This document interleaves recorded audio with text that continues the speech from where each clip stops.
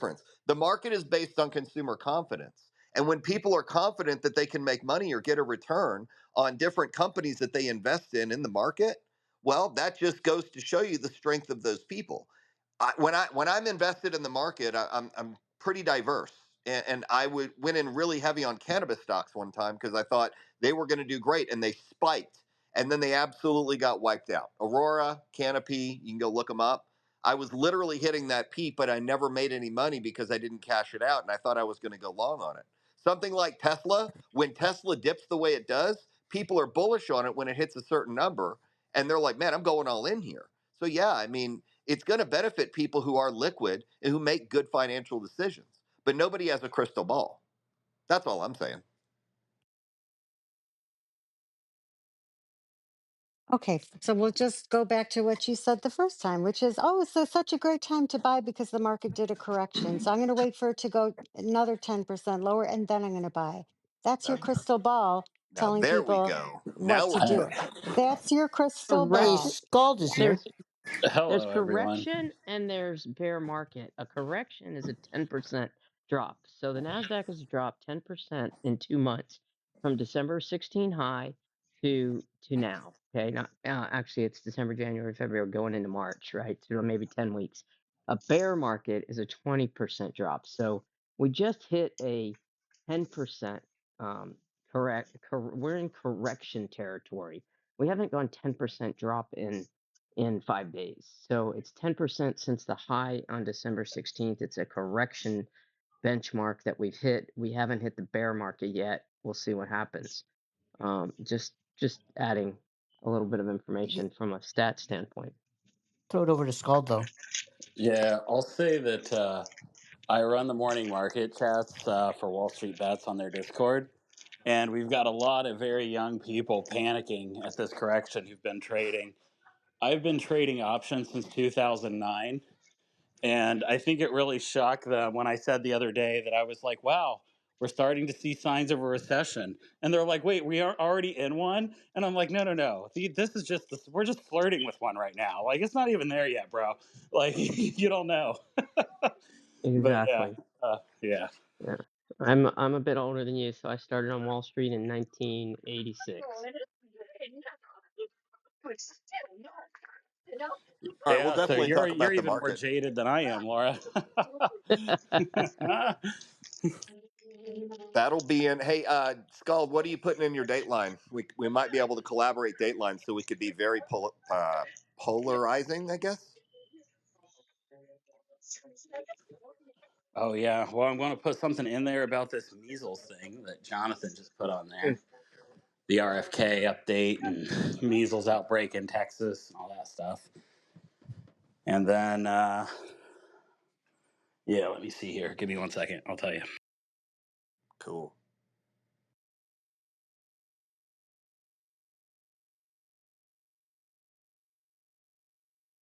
What else? Any other ideas, guys and gals, that you want to hear on the Dateline?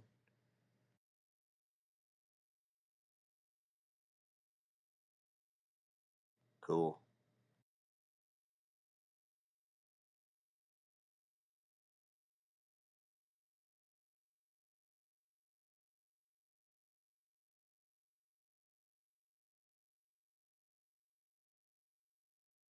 Daphne, did you watch the cowbell?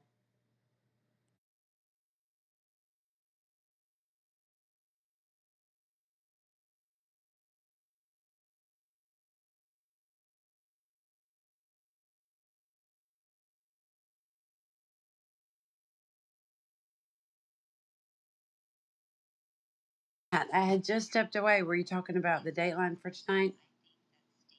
Yeah, I thought I got shunned from the room. I had to jump off mic to make sure you knew you weren't alone. I just feel so alone, Steph. So anything you want to see in the Dateline, any current events that you feel our side might be worth mentioning. I am so honored to represent Team Storm. I have full faith in your ability to deliver a reputable and upstanding Dateline. That sounded way too politically correct. I love Storm, but Storm has lost his way, but I'm just here listening. I love Storm, but Storm has lost his way. Yvonne, why are you coming in like a wrecking ball? Storm, I was here all the time listening. The Storm, I only thing love I you, but did lose my way. I've really kind of moved toward the middle, and I need to move farther right. Definitely, so we can get more accurate. That's my no, fault. I'm sorry I softened up on Yvonne. no, some compassion needs to come from you, man. You're too hardball, and I know you're surrounded by certain people, but I don't know, man. I'm gonna pray for you. That's all I can do. I Man, can't Dr. change. I Renee can't keeps change wrecking it. me. I have to pray.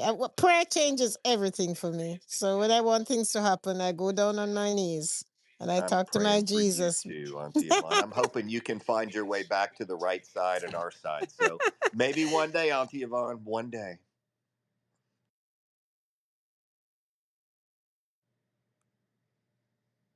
Anybody else need a prayer? I'm I'm going to pray for Dr. Renee too. listening to Canadian. No, every Sunday night she and I meet. She actually come over my house and we hold hands and pray together. Wait, what happened to Yvonne? No, I was saying that every Sunday night she comes over and we sit and we pray together because the Lord says where two or three are gathered, and even though we could do it remotely, but we do it in person so we can hold hands. And God is on our side, don't worry. And I think everything is gonna be all right. Don't worry. You know what? If the world falls around us, we'll still be all right. Oh, and by the way, good news on a personal note. Thank God my wife and kids are coming to visit me next week. I am super excited. I just wanted to tell everybody that on a personal note. You're welcome. Well, I hope that she's upset with you because I can't believe you brought her to Hollywood and I didn't get to see Leanne. We tried to call you. Oh, really? Where were you? I was here. Oh, You okay. Uh, should. Well, Then why did you call me? You didn't uh-huh. well, call I didn't know me. you were there. I mean, I called Cindy at the You, last minute. We're okay. So get this, last Jeff. time you called me at the last minute, where was I? There No, you we go. were sitting in the lobby of the Diplomat, and I had no idea Cindy was even there.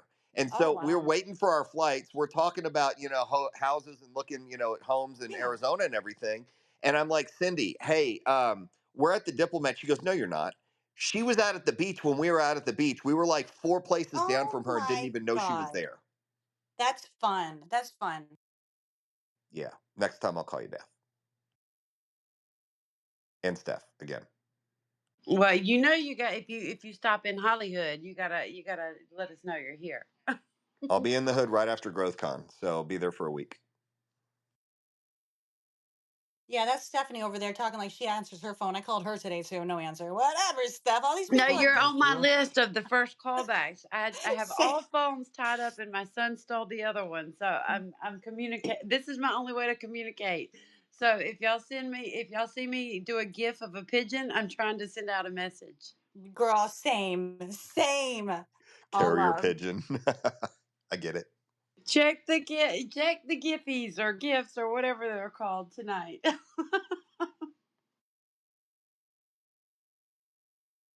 So, my Dateline, just so you know, Storm, it's going to be about the measles outbreak, since it looks like that's what Jonathan wants to talk about.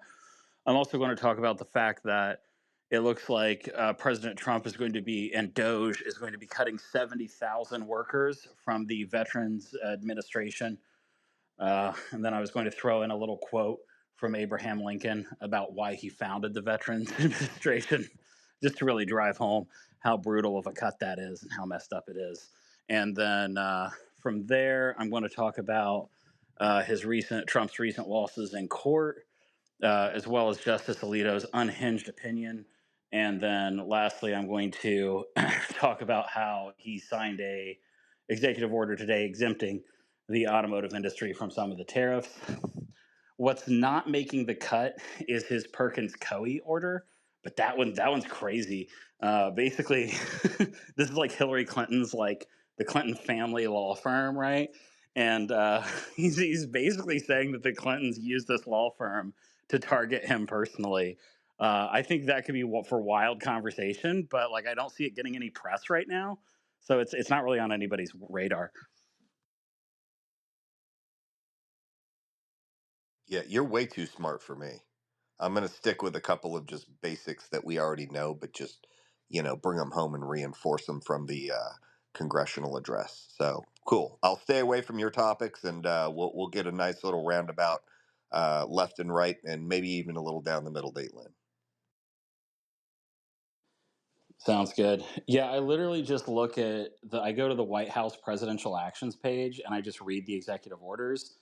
And then I go to this website called GovTracker and GovWatch, which are like liberal sites that are just constantly posting news articles slamming President Trump's actions. So that's how, between those two, is how I generate most of my datelines.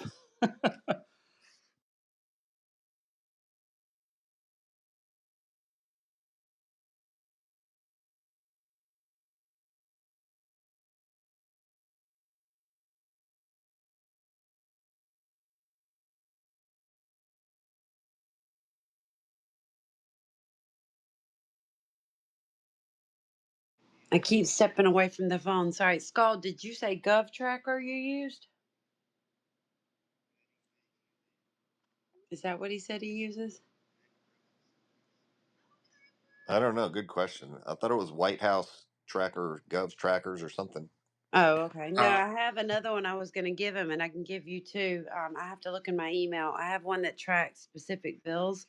I mean, I use it for ATM laws and regulatory changes, but you guys might enjoy it. I'll have to look it up and send it to y'all.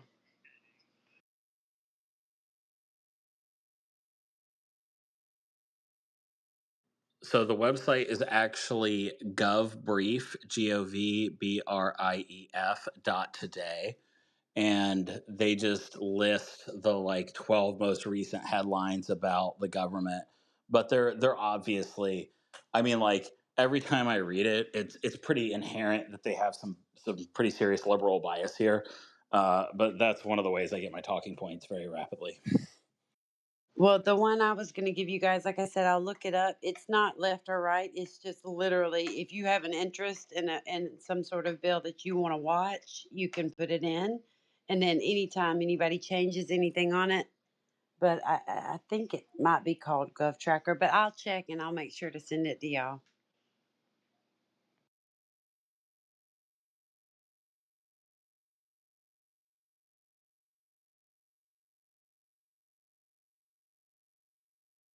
So Trump delays the tariffs on goods under USMCA, but Ontario is moving forward. We can't handle the we need some consistency in our lives, so we're not beating to Trump's drum. We're just moving forward, doing what we got to do. So on Monday, the 25% tariffs goes ahead on the energy for New York, Minnesota, and that other one place. And that is in effect right now. I'm just watching both news at the same time, Debate the News and CTV News. That's my little piece. Nobody's talking about the naked lady on Southwest Airlines today. I'll bring that up. Nobody cares about a damn naked lady. Women, people should be naked anyway because we're born with clothes. Why are we worried about a naked lady? My gosh, Auntie Yvonne, are you advocating for indecent exposure? No, I'm advocating for the Lord made us without clothes. So if people walk around with clothes, what is wrong with people? Why are you looking? Let the people them go about their business. Hey man, I love no clothes. I'm telling you, I'm a big fan. By the way, also United Airlines flight was forced to make an emergency landing at Newark. So aviation is back in the news, ladies and gentlemen. I don't know, a possible mechanical issue mid-flight. 757. Those usually don't show too many mechanical issues either. So very interesting. All right, we won't talk about the naked lady, Yvonne. Shoot. No, because I don't know. If you see a naked lady, just go about do your business. Don't we see naked people on the street sometimes, like vagrants? They're naked. Do you stop and look? No, just let them We do do what they do. Don't pay them any mind. Just go ahead and man your own business. Don't we Yeah. see Hollywood stars on the sidewalk naked all the time too? Well, the Hollywood stars are dressing naked now. Kanye's wife was naked, and Tyler. Have you ever seen no Tyler dressing these days? Whatever, the one who said "Make me sweat, make me da da," whatever. Don't you see how naked she dressed? She hardly has on anything. So let the woman go naked if she wants to be naked. You guys just mind your own business and let her go. Auntie, it sounds like you keeping up with all the naked people. Yeah, that's what I thought, Carlos. I keep up with everything that is current. I've always been current. I'll be current until I die. What, you think I'm an old lady over here? No way. Well, Matt, if you stick with the aviation theme, over at Fort Lauderdale, the executive airport, it was a smaller plane today, had a landing gear collapse, but the pilot made it out okay. So if you're sticking with aviation, you might want to tap into that. I don't know. It's not national news, I don't think. Steph, you think there's something spiritual in the air while these planes are just falling out of the sky and stuff like that? And they're pretty much U.S. planes. What's going on over there? What are the principalities and powers in high places that are affecting? Um, I don't know. I don't want to say what I'm going to say, but it sounds kind of weird to me that all the planes just keep falling. I don't know, but I think Matt can help us with knowledge on that. He has a lot of knowledge on those things. Well, I mean, it's not out of the ordinary. I mean, think about how many thousands of planes are always simultaneously in the air. You're bound to have issues. And one of the things that Boeing, when they were in the congressional hearing, it was like their quality control changed. So, that was a Boeing 757. You don't hear a whole lot about Airbus. Airbus and Boeing are the two largest commercial manufacturers. Seems that Boeing seems to be having the issue. CRJs, Embraer. Embraer is a smaller regional commercial jet, not nearly as popular as Boeing and Airbus. But I mean, you've got to, as a pilot, do visual inspections. You've got to check logs. There are so many different fail safes and redundancies in aviation. Think about how few of accidents we actually have.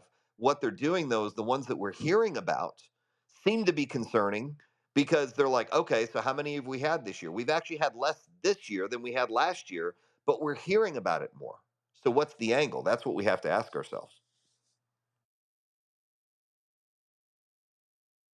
So where are those planes? Those lots of planes that used to come down. Where were they coming down? In the States?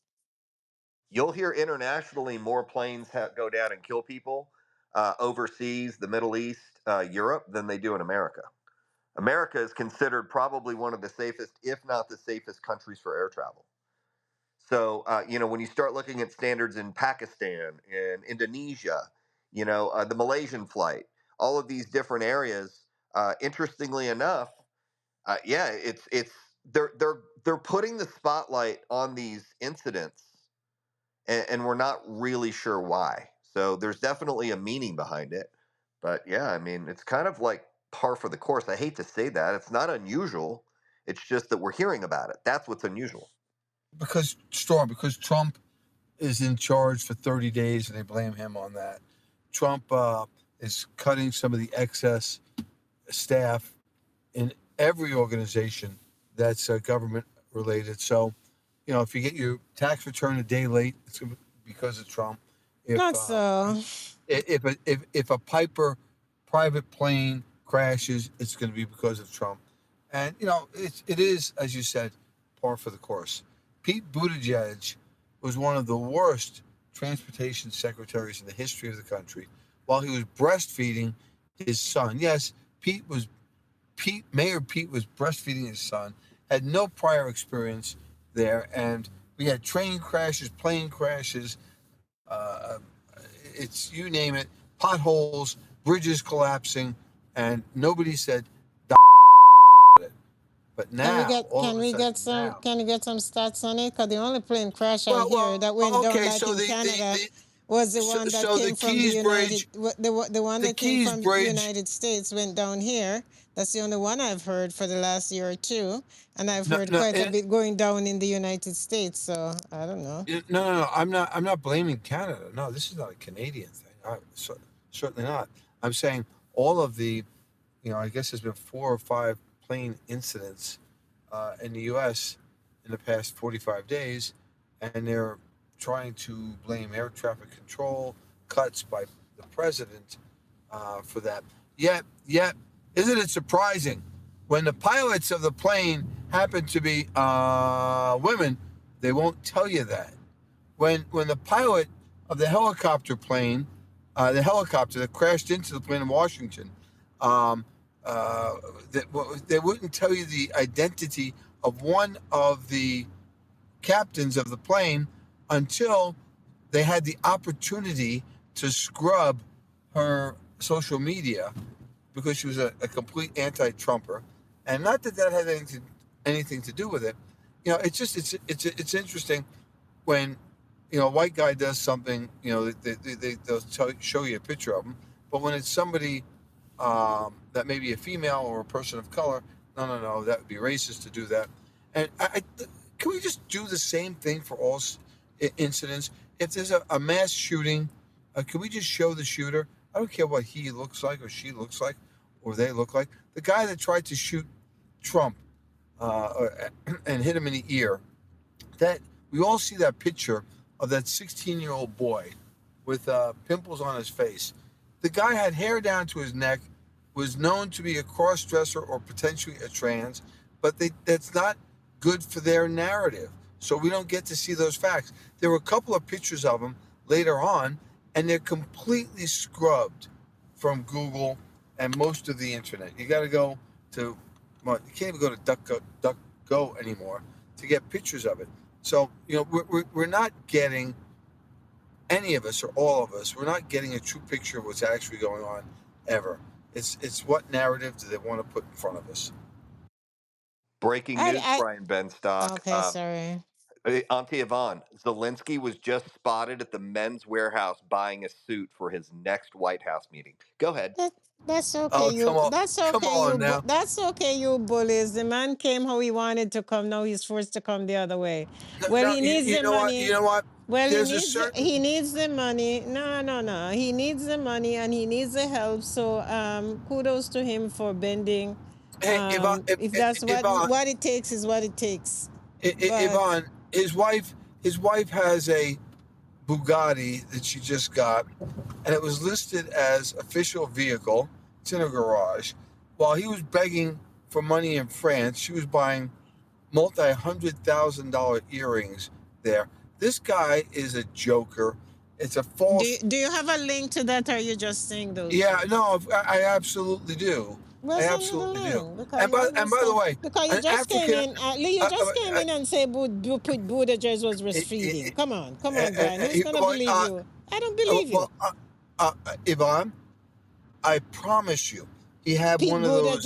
Pete Buttigieg was Hang breastfeeding. on a second. He adopted a child, and he had one of those breastfeeding male plates with milk underneath the breast, and absolutely, positively.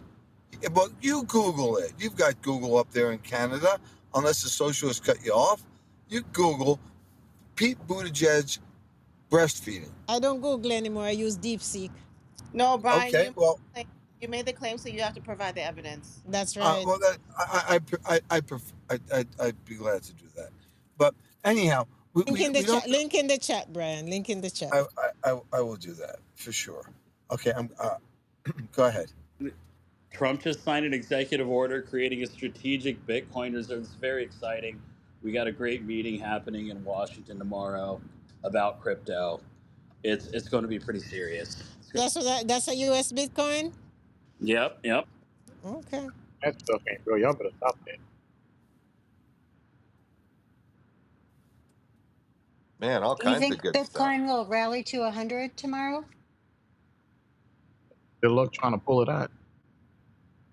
I thought Bitcoin was a coin itself that is, I don't know. I don't understand the whole crypto Stuff is stuff. not So, real. That stuff is not real. pardon? Take that to my grave. What? I just thought Bitcoin was a coin by itself. You have, I don't know.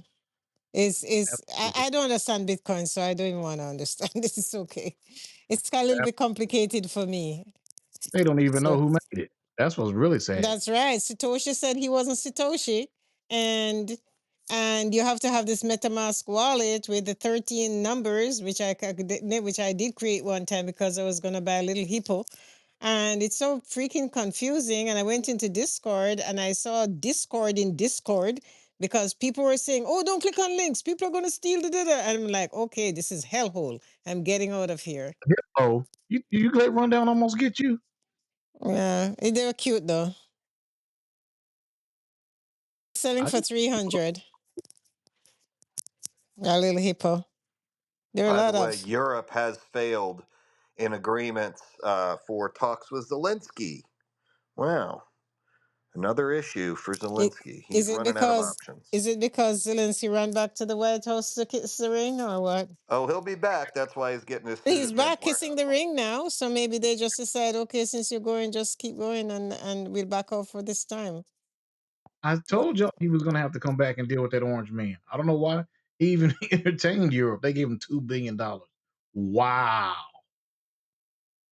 It wasn't enough for him, so he's like, I got to go back to the White House. So Well, glad Ben's 2 billion can't fight war, you know that. So don't laugh at that. 2 billion cannot fight a war, so he has to go back What do to you guys think kiss the about? ring.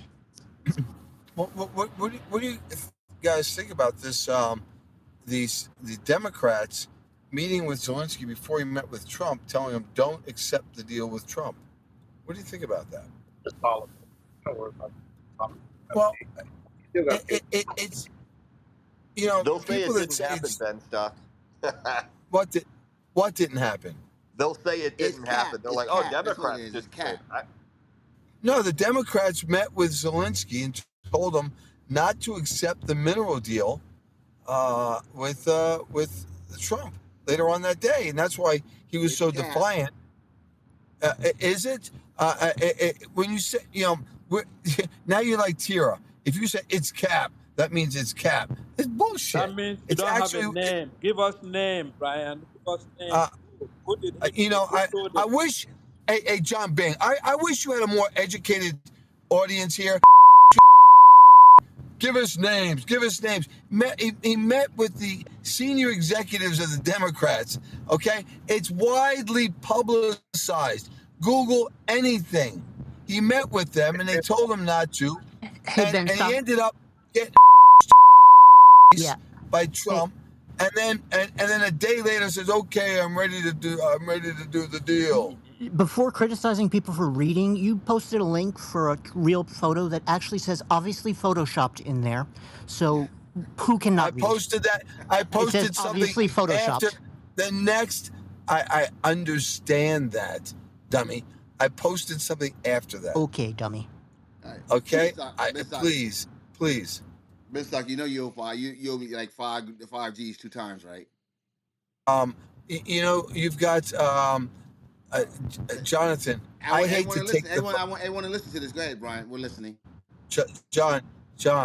I'll show you documentation. Is our arms have in fact been used by the cartels in Mexico. Our arms have in fact gone to fight against Israel by Hamas and Hamas type people. It's a fact. And all of the do you know facts can be proven and not just spoken about? And by the way, John, this happens in almost every conflict. It is not exclusive to Ukraine. Now prove it. You've had a week. Pay this man his money. Oh my God.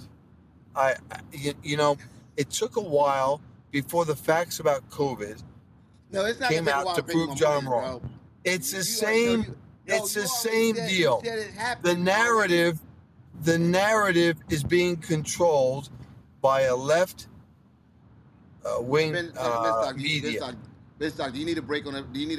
What kind of break do you need? I don't need a break. No. If you need a break, he clearly can't pay the bet.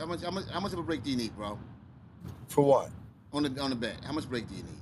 No, I expect you to pay the full amount. No. I expect you to pay the full amount. No, absolutely. Spoken like a true Republican. No facts, Brian. Stories. Hey, John, I haven't seen any facts your way. Come on, Brian. I've seen articles written by people that have never left. But I've not seen any facts. Everyone knows I don't submit that kind of. Hey, John. If you submit an article, I've got Tucker Carlson.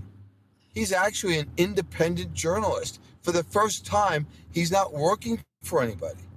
Tucker Carlson. Oh no, I don't want to accept that. So if you want facts, I can send you that. But you will immediately dismiss it because it doesn't. You need Rachel Maddow to say it. That man loon. And John, It's not uncommon for weapons during war to be sold by people trying to exploit this. It happens all over the place. But we've had Navy SEALs say, hey, we captured Navy SEALs. And guess what? In the U.S. Navy In the SEALs captured U.S. Hamas in the U.S. and proved that Not we would be. Hamas. Oh, Not got it. Hamas. Got it. Not Okay, I'm just trying to make Hamas. sense. No, you Respectfully. can't make sense. You have no sense. But it's not Hamas. Ben Stock, do you have a Dateline for us, man? No, I do not. Okay, I Ben absolutely do Stock. not. Yeah, we about to start this show, man. Let me know when you're ready to pay. I'll let it. I'll let it go for another week or two before I start pressing. Yeah, I know Ben stock in the gold chain. I think that's fair, John. I think that's fair. A man dignity and honor to give me a little bit of time. I appreciate. It's We're not friends. I'm exactly at not the here to top kill of my you. list. I'm here to It's not at learn. the I'm here top to of. learn, and I'm here to teach lessons. No, you're And not. I send you so many articles that disprove everything, and you don't even comment. You just look at that stuff. You must be You must oh, kick the I don't want cat to at home. embarrass you, man. Oh my We're God! You must. friends. You poor. If you have a cat or a dog, that poor animal must get beaten to death by you, realizing how hopelessly wrong you are. All right, guys, we're about to go ahead and open up this show, man. Uh, Ryan Benstock, guys, love that guy. We're gonna go ahead and. And John, my Dateline would be God bless us, right? Look at look much at at God. one time. He's at too much at one time. It's disrupting the global markets. It's people don't know which way to go. Uh, uh, uh, uh, All right, Brian. Consumers are Brian. Let me get buttoning this on up. tape. Brian, let me start. Hold on. Let me start the show. I want to get this on tape. Okay, hold on.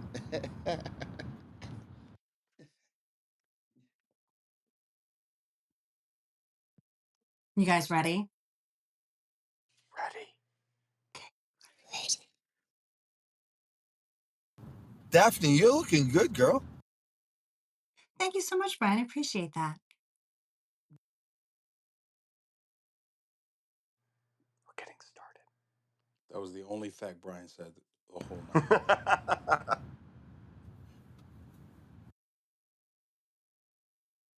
Ben stock, you got to stop making stuff up. You're making us look bad over here. Hey, come on, don't be hard on Daphne. I mean what I say. Yeah. No, not Daphne. I'm talking about that other stuff you're talking about. I mean that too. Yeah. Ben Stock spits the most facts ever, Can you Carlos. hear me? Okay. Can you guys hear me?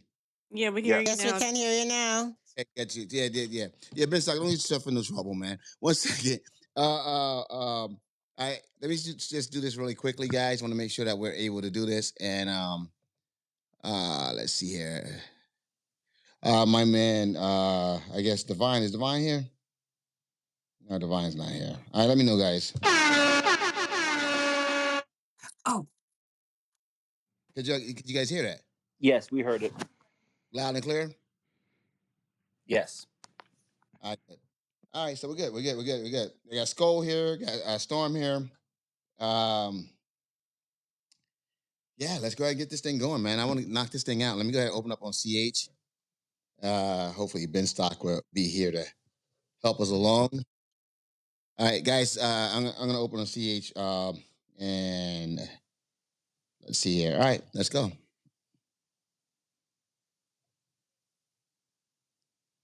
All right, we're open on CH, folks. We're open on CH. So, all right, positive. There you go. Positive's quick with it.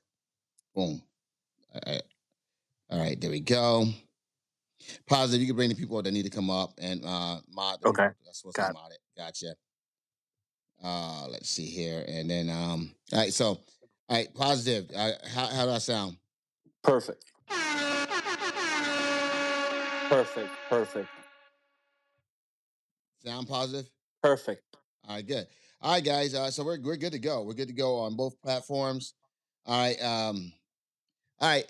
Let's get this thing going, folks. All right. 3, 2, 1. All right. Good evening, folks. Good evening. Welcome to Debate the News on this Thursday, the 6th day of March, 2025. We got a nice, exciting show. We're going to be speaking about, well, the measles outbreaks and anti-vaxxers and what their role has to do with it. So, with that being said, I am going to jump right into it, guys. Hey, do me a favor, folks. Let everyone know that we're live. Hey, if you guys are listening to us out in podcast land, if you're listening to us on iTunes, Apple, Spotify, Overcast, iHeart, TuneIn, or any other Pandora, any other platform, make sure you guys download the Chatter Social app. You guys can download the app either on the Google Play Store or the Apple App Store. Folks, join us live. And if you're listening to us in the audience, folks, make sure you guys are able to go up to the top, follow us, and make sure you guys download several episodes. Once again, hit the link at the top of the room, follow the podcast, download several episodes. Guys, let's get this show started.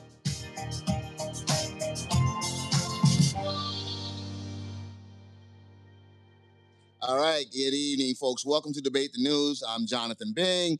Man, oh man, I'm sitting here with Daphne Christine. I am sitting here with everyone, each and every one of you guys. So we're ready to get started. We're excited to actually be here tonight.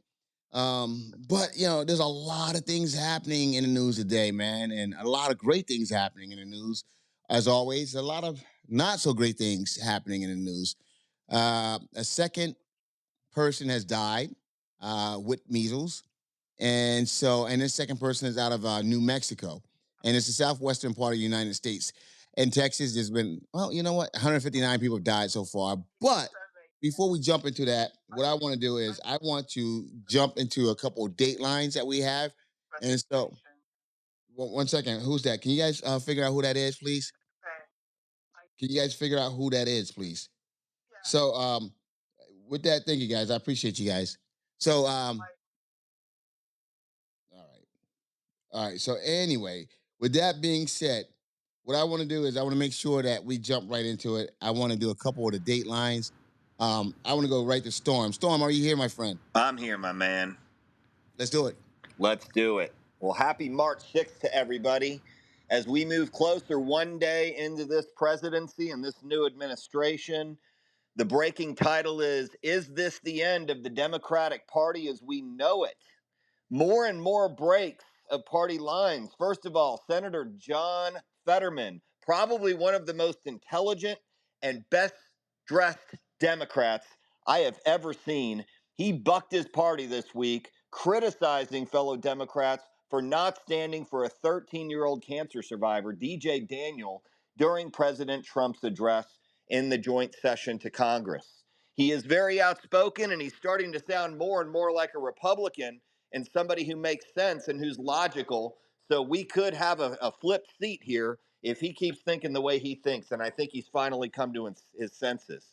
On another note, Democratic governor of California. Oh, we all know him as Gavin Newsom, or as we like to say Newsom, I should say it politically correct. He is now causing waves and more controversy as he's speaking out in his podcast that he does not agree with transgender athletes, transgender men competing with women. That's starting to cause a flurry and a stir. And on that note, our good friend Al Green, who decided he wanted to make some noise and disrupt President Trump during this joint session, has now been censured, and they're looking at possibly stripping away his assignments on oversight on his committees. So, as we're looking at the Democrat Party, more and more people seem to be approving of what Trump is doing, and more people seem to be condemning what the Democrats are or are not doing. On that note, when it comes to aviation, we had a nice female decided to strip down on a Southwest Airlines flight headed from Houston to Phoenix Sky Harbor Airport. And for 25 minutes, she was dancing and screaming and running up and down the aisle. Basically, no point to it. However, charges were not pressed. And on another note, United Airlines to Newark had to make an emergency landing, a Boeing 757. was experiencing a malfunction and safely made it to the ground. So we still don't know what's going on in the aviation industry. But man, I tell you, as we move into this Dateline, Jonathan, there's a lot more to talk about, and I know you're going to get to it as well. So let's get into Scald and see what he's got.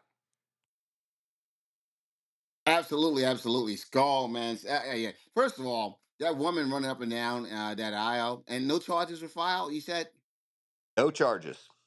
so. John, she was hot. She was hot. That's why. Was she? That's what I was wondering, Brian. I gotta check. Yeah. I gotta check the headlines.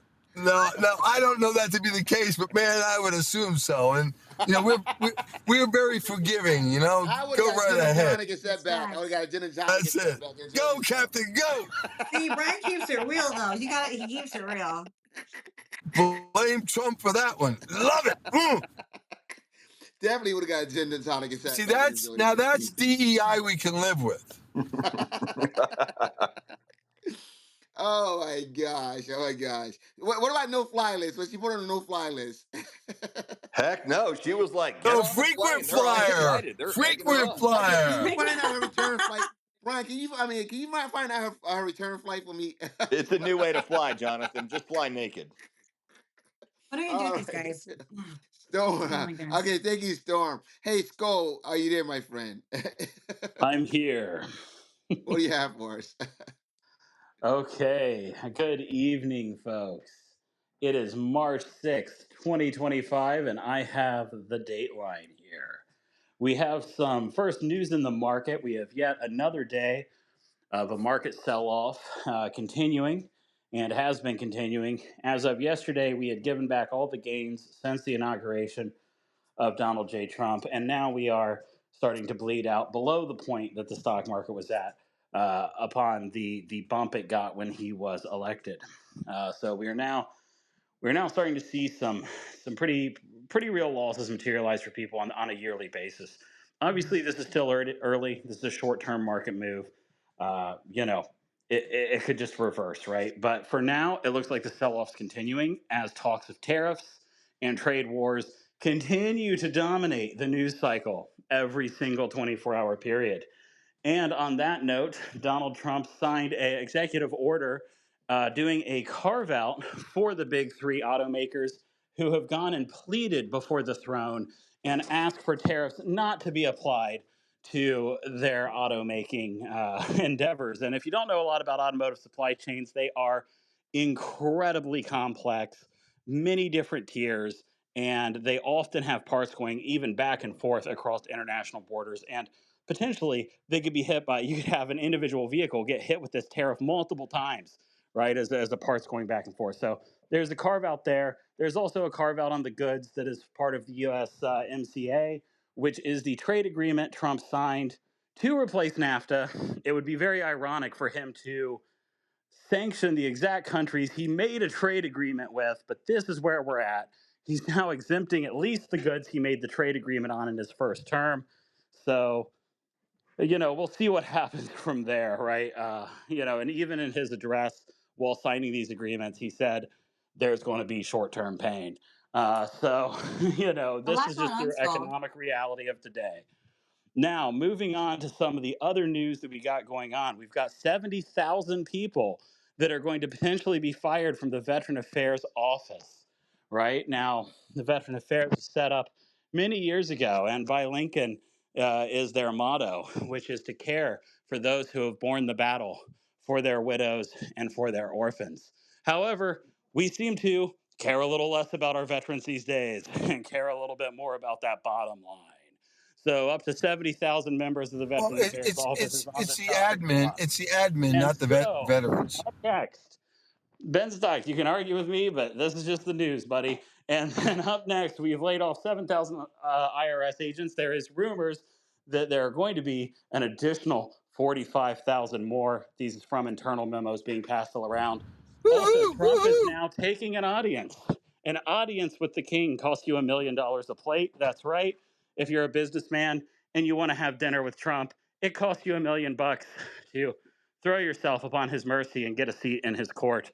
I don't even know what to say to Where, that. where, where, where, where did the And money go? Why don't you Best tell? side, best side. One second. It was a Dateline. It's a Dateline. Go ahead. and well, that's great. Yeah, it goes to like his PAC slush fund, buddy. Yeah. So probably his pocket. I don't know. Anyway, so moving on from there, we have the measles outbreak, guys. This is very serious.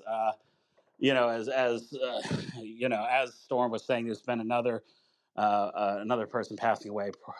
And this is preventable. We have a measles vaccine. We've had it for years. We've had it for decades. It provides permanent sterilizing immunity, lifetime immunity to measles. It's not like a flu vaccine or a COVID vaccine. This is the kind of thing you get once and then you never get measles. So, It's so you're saying devastating to this one? see. No, best side, It's best not side, Devastating to best never. side, see. best It's side, not best side. And never. it's just devastating to see this happening, devastating to see the administration go for this.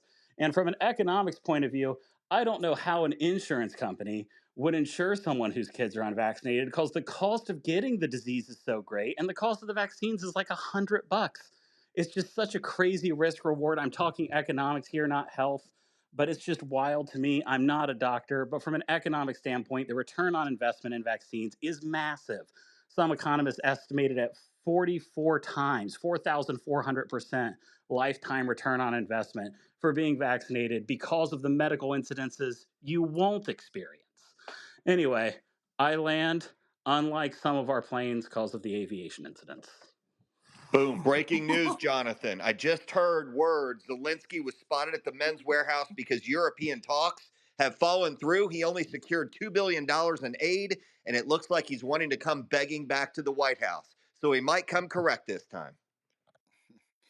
Storm. Let me just say this right here. The man shouldn't have to wear a suit. Let's. I don't want to go into that, but he shouldn't have to wear a suit. But I think he's at war. We never said anything about anyone else.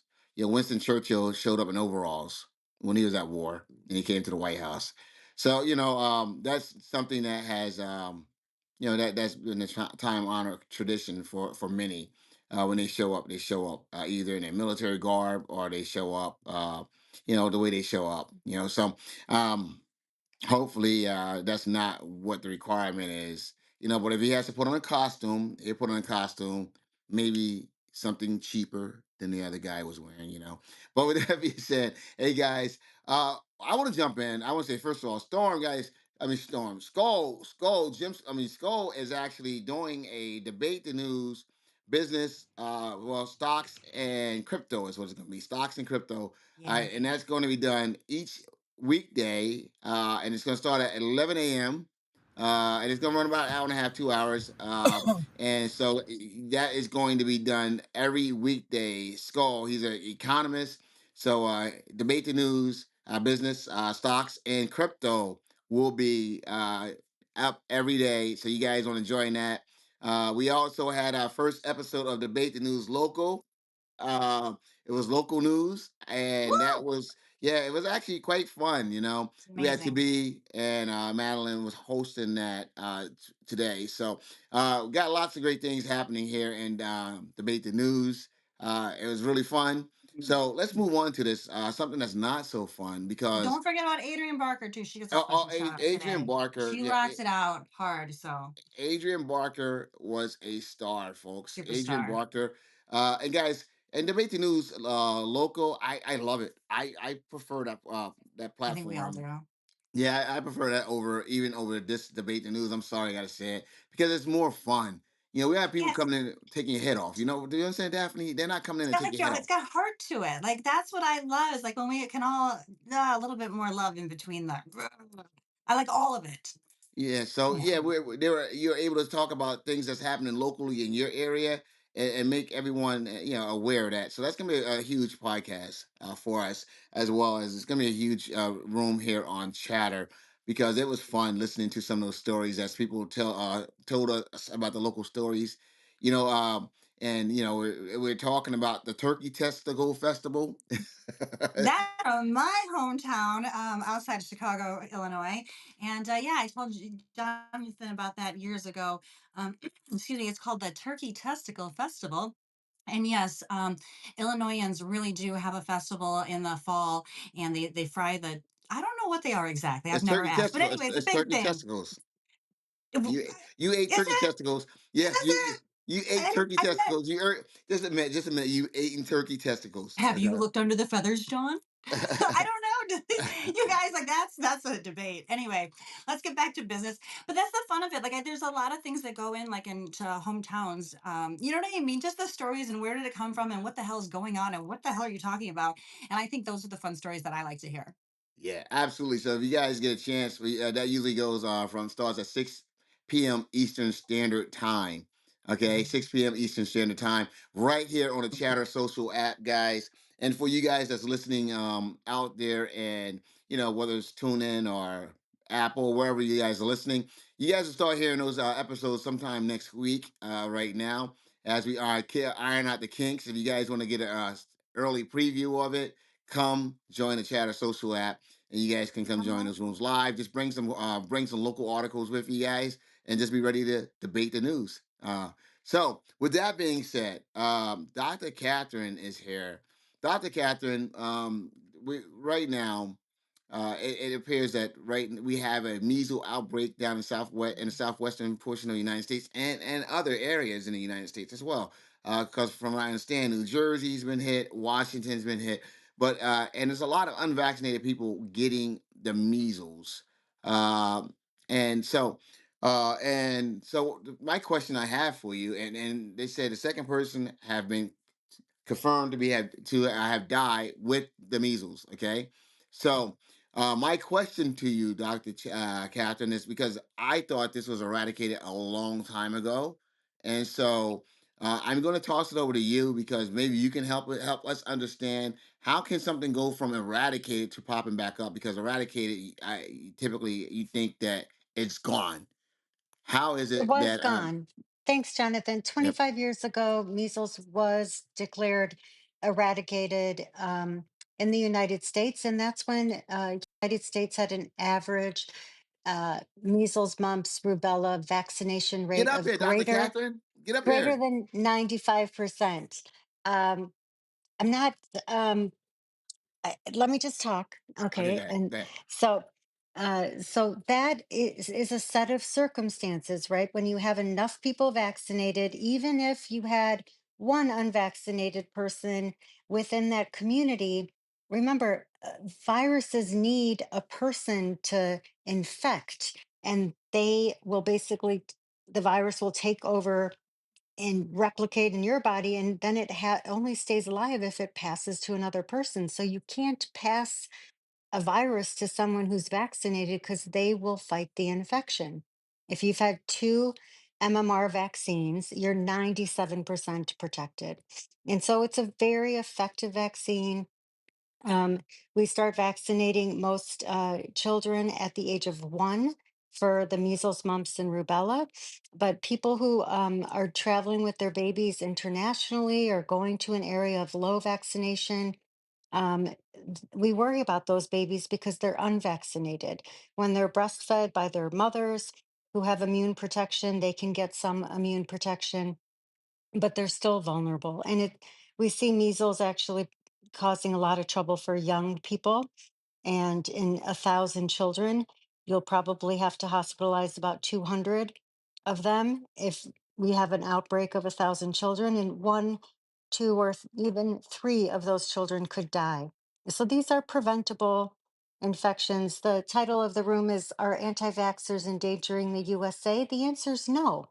This is only a problem if you're unvaccinated, and most Americans are vaccinated. If you choose to be unvaccinated and you live in a community that has a vaccination rate greater than 95%, you're probably protected. But if you're traveling internationally, if you're traveling from the state to state, this is a very contagious virus. So if someone has measles, they can be pretty contagious, and the virus can live for up to 2 hours on surfaces. So it's super contagious. When people are traveling from state to state, we're going to be seeing these clusters of outbreaks, but you're not to be concerned if you're vaccinated. Yeah, but the and I appreciate that about when you said no, but I think the messaging that they're putting out right now is pretty darn dangerous. the risk I think that they have, but I think the messaging that's being put out, more and more people are not vaccinating, getting vaccinated or vaccinating their children because they believe that vaccination has something to do with autism. All right. So, when I hear that, Dr. Catherine, and not only do I hear that, in these rooms, I hear that right now at the highest levels of our government. So, I think the information that they put out may be dangerous. That's just me. You're the medical professional. So I'm not going to dispute what you say because I think you have not just the knowledge, but the experience. Wow. So, anyone disagree with Dr. Catherine about anything about getting vaccinated or the fact that they aren't a danger? Anyone wants to jump in on Dr. Yeah, Catherine? I want to jump in with a couple points. Yes, let's do it, Andy. The MMR vaccine was outlawed in Japan. Have to ask yourself why. You also have to ask yourself why. Since 1988, over 10,000 injuries were caused by vaccines, according to theirs. That's the reporting system for people who get injured. It's a very difficult thing to report. You have to do it within 12 months. Most people don't realize or put it together. Maybe the vaccine caused the injury. But our government has given out more than $5 billion for vaccine injuries. So when I hear safe and effective for everybody, I have to pause because the statistics don't lie. It's not safe and effective for everybody. And again, Japan outlawed this because to have that 3-in-1 shot is really too much for most human bodies to take. I yield my mic. All So right. Japan just actually separates it so they don't give you the MMR all as one. They break it up. So they're giving their kids more shots. They separate the measles and the rubella vaccines, but they're still vaccinating people. So let's get the facts straight. Ooh. I just But said what he I said think I makes just sense. said that. We Yeah, I don't break mean, them up. And as a result of not breaking up, I could give you personal testimony to what, but the point is we don't break them up. We've given out $5 billion to vaccine who people who could prove they've been vaccine injured. Most people don't even know there's a reporting system. So it's very underreported. And again, to say that we solved this problem. How many people die of measles, by the way? I had it. I didn't die. I never got vaccinated for it. I You had the had it. measles? You had the Yeah, measles? yeah, I had the measles. Of course I did when I was a young boy. And the chicken pox. So not everybody who gets these diseases die, just like not everybody gets COVID and dies. Not everybody who gets AIDS and dies. People do die though. I don't People think with weak immune systems die. People die all the time. But to just say that this is safe and effective when the statistics don't lie is to me is irresponsible. Is it safe? Oh, maybe. Is it effective? Maybe. But to say there's no risk and this will end measles is beyond is really beyond my ability to comprehend. Daph, you about to jump in there? You about to say something? Because I'm listening. Um, you know, people die every year. People die every year drinking Coca-Cola. And that's safe and effective. Okay. And they can have a reaction. So your logic that you just used, it just threw me for a loop. Just because some people have a reaction to it, and some people may die, and you never want to see that. But our bodies react differently, just like some people when it comes to lagoons, the peanut allergy. It's most people it's not a problem. But so just because so when you're saying that, that doesn't mean that peanuts aren't safe and effective. I mean, safe and good. They're safe and good. But some people just have a reaction to it. no, So before I responded, Jonathan, I wanted to say this. I wanted to check it out and make sure that I was right. You can, just like I did with my children, you can here in the United States, anyone can break up any MMRs. It's just up to you and your physician.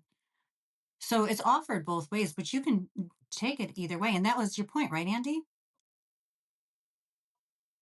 Andy stayed quiet. My Andy, no, my point was yeah, no. I'm I not thought going to it. dispute. Hold on, I'm not going to I dispute was that it's just not. that is not offered in a three-way split. I'm not going to dispute that. What I'm saying is most people take the 3-in-1 shot, and that's not, that to me is dangerous, has injured people. So the fact that we're offering, we offer Fruit Loops with high fructose corn syrup, and that's all poison. We offer it, but that doesn't make it smart or healthy. We offer a lot of things in our country because it's capitalism and it's a free market. And if you want to drink Coca-Cola and sugar sodas, if you want shots, you should be able to. I mean, I'm not disputing that these should be unavailable, but I think the schedule, the childhood schedule, is so, it's really unbelievable. It's I convenient, think so from the people 0 to choose 18 to. years old, Ali, mute up, please. Don't I let's not believe from speak while you're 0 speaking. to 18 years old, you take a total of 72 shots to make up the 13 or 14 actual vaccines that you get, because some are administered in 3-4 doses. I'm pretty sure I'm right on that one. So from womb to 18, we are putting 72 needles in the arms of people in California, Oregon, the states that have this vaccine schedule. And why in 1986 there were 3 vaccines? Don't we know more about health, vitamins, nutrition, exercise? Shouldn't we be taking less of these drugs? I mean, I'm sorry, Have you heard vaccine's of not a drug. have you heard of Streptococcus So pneumo? Have you heard of Haemophilus influenza? These are all vaccines that are saving children's lives, that are reducing hospitalizations and pediatric deaths. And that's why there are more vaccines. Andy, I have a question. Do you have children? I'm not going to discuss my family on a recorded show. Oh, okay. I was just curious if you have children that are vaccinated. And if you do have children that are vaccinated, did you take them for their vaccines? Because if you've ever gone to the pediatrician and had your child checked out, the pediatrician recommends the vaccines because they don't want to see your child sick with a fever that is having a fever and then can't keep down their fluids. And then they can't keep down their fluids, so they get dehydrated. And then they stop making urine. And then the fever gets so high that they can't get antibiotics. And then they're coughing. And then they have pneumonia. And then they have ear infections. And then they're hospitalized. And then, as a parent, it is heartbreaking when your child is sick with a fever and not eating. It is devastating. And these are preventable illnesses. It's also preventing all of these healthcare spending. I mean, the emergency department is full of people coming in because their kids have fevers and ear infections. Before we had these vaccines, the kids didn't just have ear infections, they had meningitis. They had, they were getting deaf, they had complications of these infections. So the goal is to reduce the suffering of children. And yes, maybe you suffered through chickenpox, maybe you survived measles. I mean, some people have survived polio, but there's a lot of people who didn't too. And so until you've been on the front lines and actually been there, taking care of sick children, admitting them to the ICU, doing lumbar punctures on them, talking to their parents and family members, being there when they're crying and they're scared, and it takes 3 or 4 nurses to get an IV and a little baby. I think you should maybe mute your mic. Ooh, damn. Wow, Dr. Catherine. Oh, yeah, yeah. But Andy, let me fact check you. Uh, between the age of infant and 19, 18, they take 17 and 19 shots, and they have the schedule out, infancy I'm not gonna read all this because you guys laugh at me trying to read it. Diphtheria, tetanus, and pertussis. What's that, Doctor? You got it. Polio, Wolf and cough. polio, Yep. measles, mumps, rubella. That's one. Then they have varicella, chickenpox, hepatitis B, and conjunctional, whatever conjugate, whatever that is, and rotavirus. That's 0 to 18 months. 2 to 11, you have the DTAP, polio, MMR, the varicella. Then you have Hep A. Yeah, human papillitis. Papilloma. We have virus exactly. And what is that? Meningococcal Is that's Meningococcal. yeah, whatever it meningococcal. is. That's 2 to 11, and adolescents 12 to 18. You have the Tdap, which is tetanus, this is the diphtheria and pertussis. Then you have the HPV. You have the meningococcal, whatever B again, the influenza, and it was an annual, and then you have COVID-19 if eligible. So Andy, you said there was 70 something And don't shots. forget your flu shot annually. Yeah, so I said that, but Andy, you said there's 79 shots. You're way off, my friend. You're No, way off. I think that's what I said. I think in total, to make up the entire vaccine schedule for 1 year in the womb to coming out of the womb up to No. 18 years old, there's a Oh. total of, I thought, 72 shots to complete the entire schedule. I didn't hear you say vitamin K. That comes out, that's a shot that happens within 30 That, seconds of that- your life. that's And not a vaccine shot, bro. You said oh yeah, vaccines. it is. Oh yeah, it is. Oh, Dr. what do Catherine, you think? It's vitamin vitamin K? B. What do you think? It's a shot of vitamin K? Vitamin It A? is a shot of vitamin K because it's related to clotting factors that babies don't have. What do you want your little baby to bleed to death to? Or the babies you don't have because you won't tell us if you're a parent or not, because you don't want to admit on mic that, yes, of course you vaccinated your children Of course you because did. of course you did. They couldn't go to My school if God, they. you're mongering in here tonight. Yeah, I, that's no kidding. of course, they're No, vaccinated. no Of one. No, one course second. One they second. I One don't want second. anyone No, scared.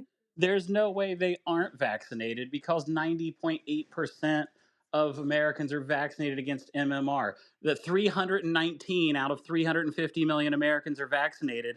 And according to that own vaccine accident registry, only 168 cases have been classified as severe from MMR vaccines. That means it's a 1 in 2 million chance, roughly, for having a complication from getting this vaccine. And kids are literally dying in Texas because of this kind of misinformation. Boggles my mind. Yeah, Rob. You said we're fear mongering. No one said do this or whatever. We're talking about the schedule. So how's that fear mongering? Just speaking about the schedule. Is Rob there? Yeah, guys, listen to me. We have not look. We only thing we've spoken about so far is the schedule. That's what we spoke about. No, We no, have no, no. The babies are bleeding to death. Listen, my son is not vaccinated since birth. He has not had one. The kid has never gotten sick in 15. My new baby, no shots. You don't need to. Are you kidding me? You don't need to give an infant an Hep B shot. Get the here with bull. Listen, yeah I'm no not anti-vax, but there plenty out there that for me, it's not worth the gamble. It's not worth the gamble that, yeah, maybe this shot will hurt my child. Maybe it won't.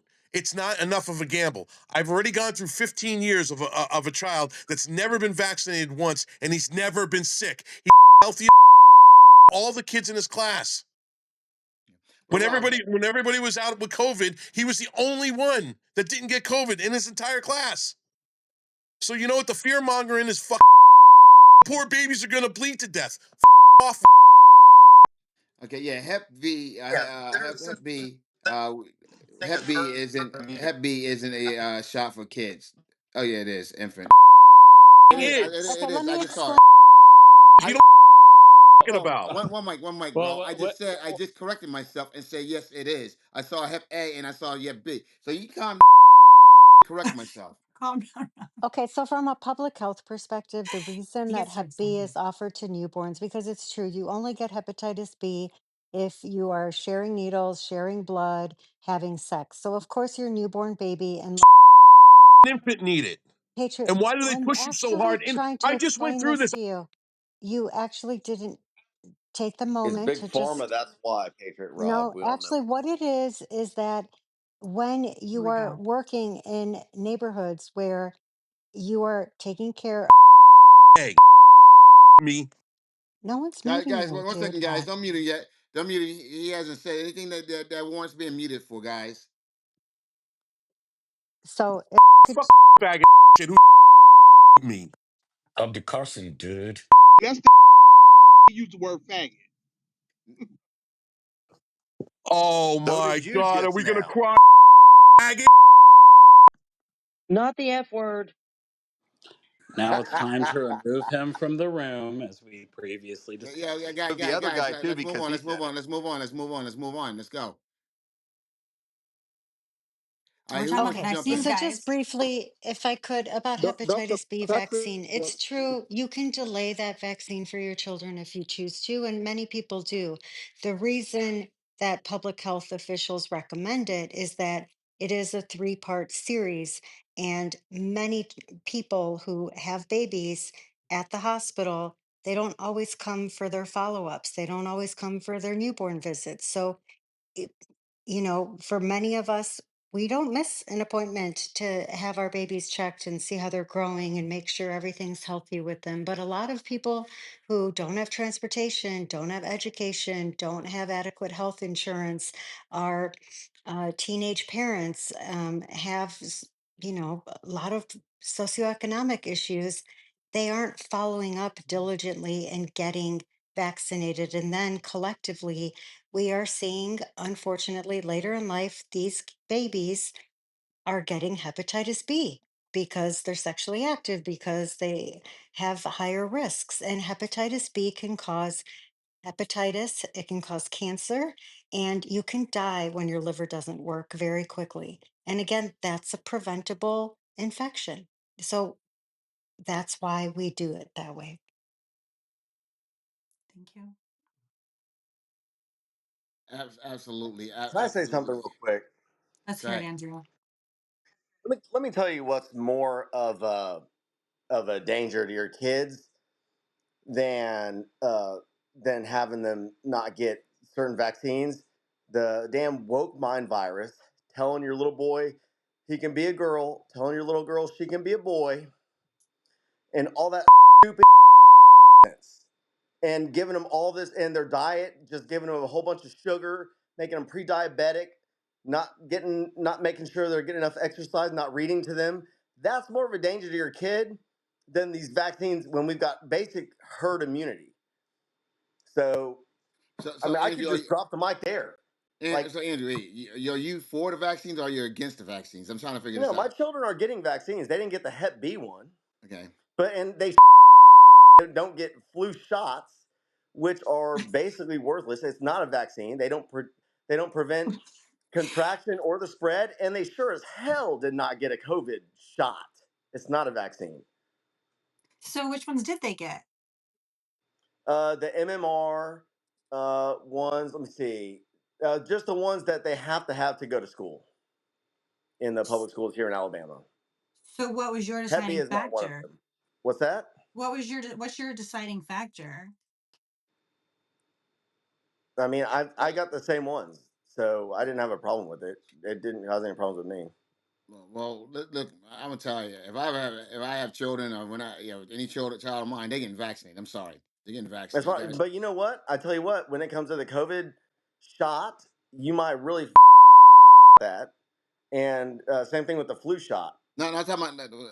I don't do the COVID But shots. I don't do yeah, COVID yeah, yeah, shots. exactly. Yeah, But the other vaccines, I mean, I personally don't have a problem with them. yeah, yeah. Once again, guys, we are living a lot longer as a result of vaccines. I'm sorry, all those childhood diseases that used to take us out. I mean, we were animals. Okay, we're living a lot longer. People's hearts are starting to fail. Because they're living longer. Yeah, Whatever. but So I'm telling you, it's more important to make sure your kids get outside, off the screens, are avid readers, eat healthy, get plenty of exercise, and have good parents than to worry about stupid. Just teach them a great hygiene, and you know what? The body takes care of itself, and you can build up the immune system, and they'll be fine. Get them some vitamin And to C. brush your teeth, you are a good dog. You know what I mean? Give them a bath. I mean, it's not that hard. Basic hygiene. yeah, Great basic. contribution. One second, guys. And once again, 100%.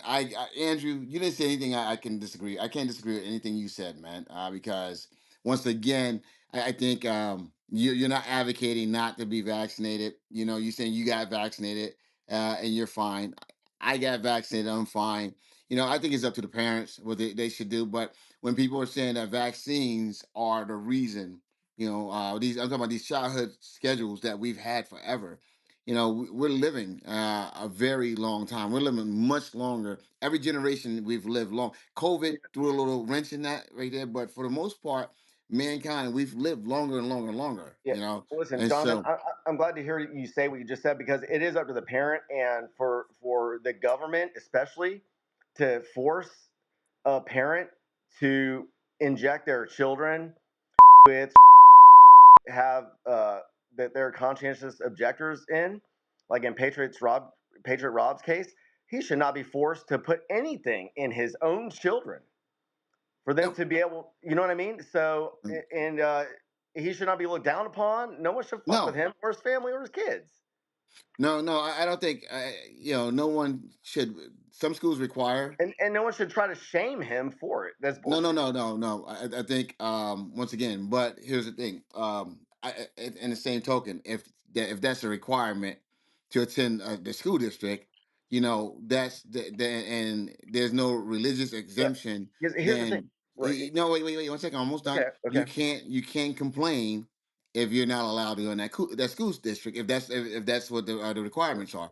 That's Because like I said, I grew up in an era where we used to line up in school and take our vaccines, okay? Or they used to have a city hall. Where you go down to city hall, you line up, you take your shot, and you keep it moving. Get a lump of sugar and you keep it moving, I love that okay? idea. So, and I didn't know what the hell I was taking. And yeah. my mother, God bless her soul, with a fourth grade education, I know she didn't know what the hell I was taking either. They just told her it was good. I'm still here, you know, Well, here's and the thing. We used to You know, smoke in if the restaurants. what's vaccines that? work so well, then your children who are vaxxed, what are you afraid of? It's not What you your said that? children who are at risk. If you think they work so well, if your kids are vaccinated or shot up with the vaccines, then what do you have to be afraid of? Other kids who aren't getting it and your kids won't because they have the vaccine? It doesn't make any sense. That's a good point, Dad. What were you saying, Dad? Doesn't Oh no, and it is a good point. I had just what you had said. I just made mention that yeah. I mean, back in the day, though, I who knew what the government. We used to smoke in restaurants. That's what I was saying. You know, it was crazy back then. Even pregnant mothers used to smoke, and it was okay. They used to tell them all kinds of stuff. So We used to smoke the on planes, shot and the Daphne, COVID I shot are know different. the ashtrays are still there, guys. Don't and they use them. never had a Don't Surgeon vape General either. warning on the pack of cigarettes when they came out. Tobacco was the end thing. There you go. Mic You drop. know, But if you guys. live in California, I got cancer labels on my nail polish. For God's sake. So, guys, and I don't know. I think if you're 58 years old, you know, 57, 58 years old, you look at someone, they have that big, Dr. Catherine, with that scar on their arm. It seems like everyone that big circle thing on their arm. Can It's you explain smallpox. that? Because at a certain age, everyone, like older people, for the most part, you look at them, they had that circle thing on their arm. Can you guys explain what that is? Anyone? That Is was Dr. polio. And again, we eradicated polio. So guess what? You don't have to be vaccinated for polio in this country. That's So right. see how we're eliminating some vaccines when we eradicate some diseases? There you go. So So that's another that reason big hold on, wait why. 1 second. Okay. 1 second. So that big scar on their arm, that was a polio. Because I always looked at it, I thought it was like it scared the hell out of me because I thought they had a I don't needle. think it is They polio. had like 8 or 9 needles around it, and they It was punched it all really in at one big. time. Wasn't Smallpox. that the BCG vaccination? I thought it was smallpox. Smallpox. Smallpox. Okay. Dr. Catherine, Well, anyway, whichever one it was, we've eradicated it. So that's why we're not all walking around with those things. Sorry if I misspoke. I'm a little distracted taking care of real The, pol- patients instead No, of you you're boneheads. phenomenal. You're phenomenal, the Dr. Catherine. polio Thank you for all the vaccine knowledge is you no give us. longer on the vaccine childhood schedule. That's what Dr. Catherine just said. What was No, that? I think she meant smallpox, bro. Because polio made a resurgence in Gaza yes. because of the terrible war I crimes know this. committed by the I'm just. Israelis. She said Anyway, we moving on. eradicated polio. It's not on the schedule. That's what she said. No. Listen, she just said she's That's doing what she something said. else.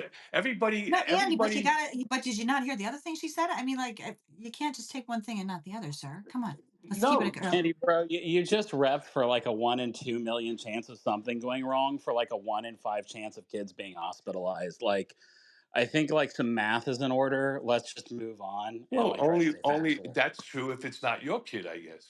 I mean, let me ask you a question. If I gave penicillin, and I'll use Jonathan Bing's example, and peanuts to everybody in America, would some people die? Yes or no? I yield my Well, mic. actually, if you gave people peanuts after getting their vaccines, they would not develop a peanut allergy. So we wouldn't have that problem. Interesting that you chose that as your stand in straw man argument, because that's just goes to show how little you know about vaccines, really, to be honest.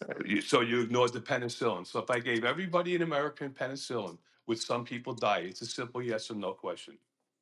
Yes. Okay. So it's not logical to say if you give this MMR vaccine to every human baby in America, some people aren't going to have problems. Period. That's all I've said. And there is a VAERS report says they handed out $5 billion since 1988 covering those injuries. So if it was your kid, you might think differently. You might have a pause. If it was your second kid that got injured after a vaccine, you might feel differently after a third. To call people anti-vax, there's no such word. That's propaganda. There's no such club. There's no dues. There's no membership. There's no president. Anti-vax is a media-driven term, and people who become anti-vax are usually people who brought their kids to get vaccine. They got injured, and now they researched it. Go read a book, Turtles All the Way Down. It's a fascinating book written before COVID. So there's not mention of COVID-19 vaccine in the book. It was written actually in Hebrew, translated into English about 2 years later. The two authors are anonymous. There's 315 pages of data, all the reports that they referred to. They give it all that information to. And I read this book. It opened my eyes. It's another opinion. But just to say something is definite and that's the way it is, it's good for everybody, to me is nonsensical. People do get injured for you're putting a needle in your arm and you're injecting something into yourself. And Andy, that should be a pause. That should make you pause every time you do it. I'm assuming nobody in the room shoots heroin. and Andy, if I follow I your do. argument, if I and if I follow your argument, then as you're saying that, I'm thinking we build like about how many million vehicles every year, and some of them have an accident. Does it mean that we stop building vehicles? No, but you should know the risk. And right, that's a great example. No, we shouldn't stop driving, but you should know your risk. I don't think the risk for injecting something in my body that I can't research the ingredients in makes me take a pause. I'm very well aware when I'm going 55 to 75 miles down the highway, a bee comes in my window, stings me, I hit it, I lose control, I'm dead. That it happens, you know what I mean? There's an inherent risk to life. So that's maybe I that's a choice I choose to. I also go on planes a lot. And we've had a lot of issues with planes lately, but it's a choice. The vaccine or injecting something into your body, this is also a choice. Yeah. So I've gone ahead and posted the ingredients for every vaccine, which are publicly listed. Anyway, so I'm gonna post that in the chat because, like, And I, I'm I not don't a even know. doctor and I I don't even can't know what we're. I understand. don't even know what we're arguing at this point. Like, we're arguing some sort of Yeah, no reason to theoretical. argue. There's no What reason if to the argue. 1 in 2 million happens? Like, oh my God, what if my kid gets struck by lightning? Like, yeah, that would suck, bro. I'm sorry. Like, what if you Well, Scott, have let the me one let in me tell you five what we're chance of being arguing here. hospitalized There's after measles, bro? Well, let me One there's in tell you what we're five. arguing. The argument is because we've had nobody's full faith in the medical mandating system. lightning bolts. By the way, Storm. What's up? Hi, Grant. No one's. Hey, Daphne. Nobody's mandating lightning bolts. Exactly right. I So, like the Skull, way these guys compare this to getting hit by lightning. or driving and dying. So you have to understand that the medical community doesn't regulate driving and they don't regulate lightning bolts. What they regulate are vaccines and shots that are supposed to be safe. Are there risks? Yes. What we saw in 2021 was just an absolute bottom dropout of trust and credibility in our medical and science field because we were told one thing and guaranteed it, and now we're starting to realize the effects of what was a lie and a cover up. And you can't deny that there were a ton of vax injuries. And we still now have a measles outbreak. And Jonathan, I'm in full agreement with you. It's like, hey, why don't we trust vaccines? Well, if we can't trust, the CDC, or we can't trust our vaccines, why are we going to want to see this measles outbreak and then trust them now when it was supposed to be eradicated or next to extinct? That's a big issue that we have as parents and also Americans. I'll finish up there. And You know, and so maybe that was the game right there.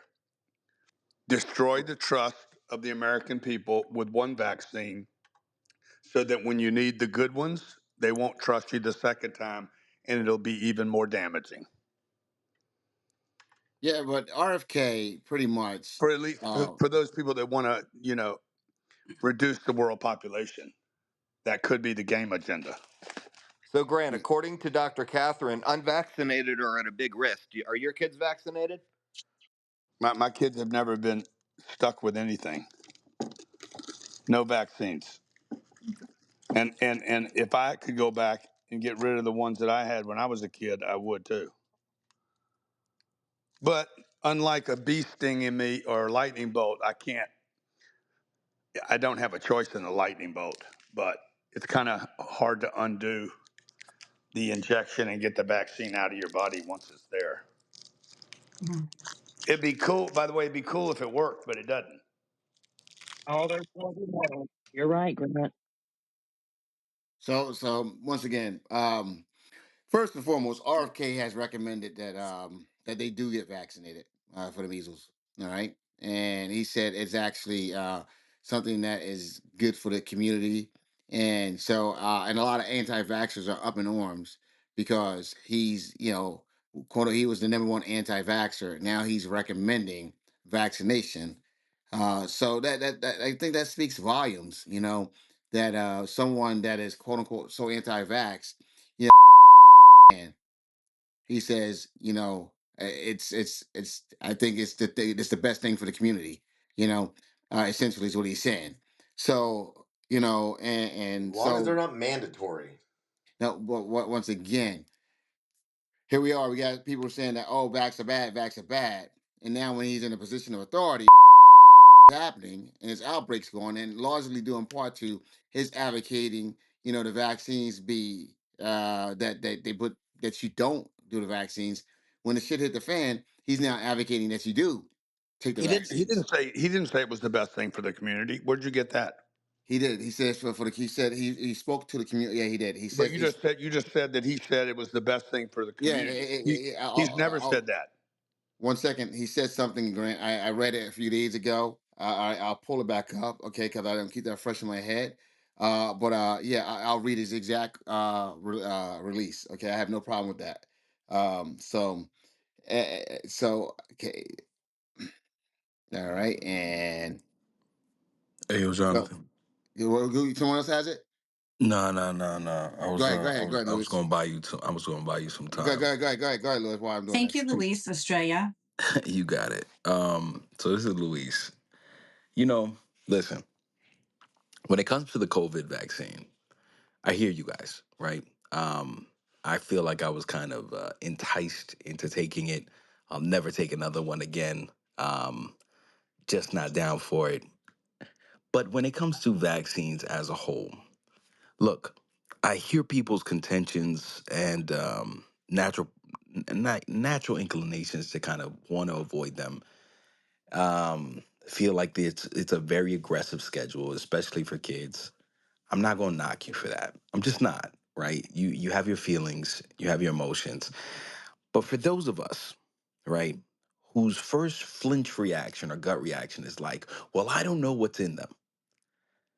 Well, now I gotta start questioning you as a whole, right? Because I very much doubt that we're picking up the foods that we eat on a day-to-day basis and reviewing the labels before we put them in our mouths, I do. right? I And do. I'm gonna just let you do, right? Now, I do Grant, as well. Please I go. And it's have a highly question for you. recommended, by the way, No, no, listen, I if recommend you that you can do read. that. If you can read. Amen. Amen, Grant. So you know what? Let me do an exercise with you real quick. You ready, Grant? Have you ever eaten anything with vanilla flavor, raspberry or strawberry flavoring in America? Where's- Huh? Yeah. You said yes? Is that what you I'm eat, said? You I'm you I'm I'm eating some pistachios right now. They don't have vanilla or raspberry in them. No, but I'm asking you, have you ever eaten I eat anything? mostly raw foods. Great. But have you ever eaten? You see how you're avoiding my actual question? Of course we have. We're Okay, 50 years phenomenal. old.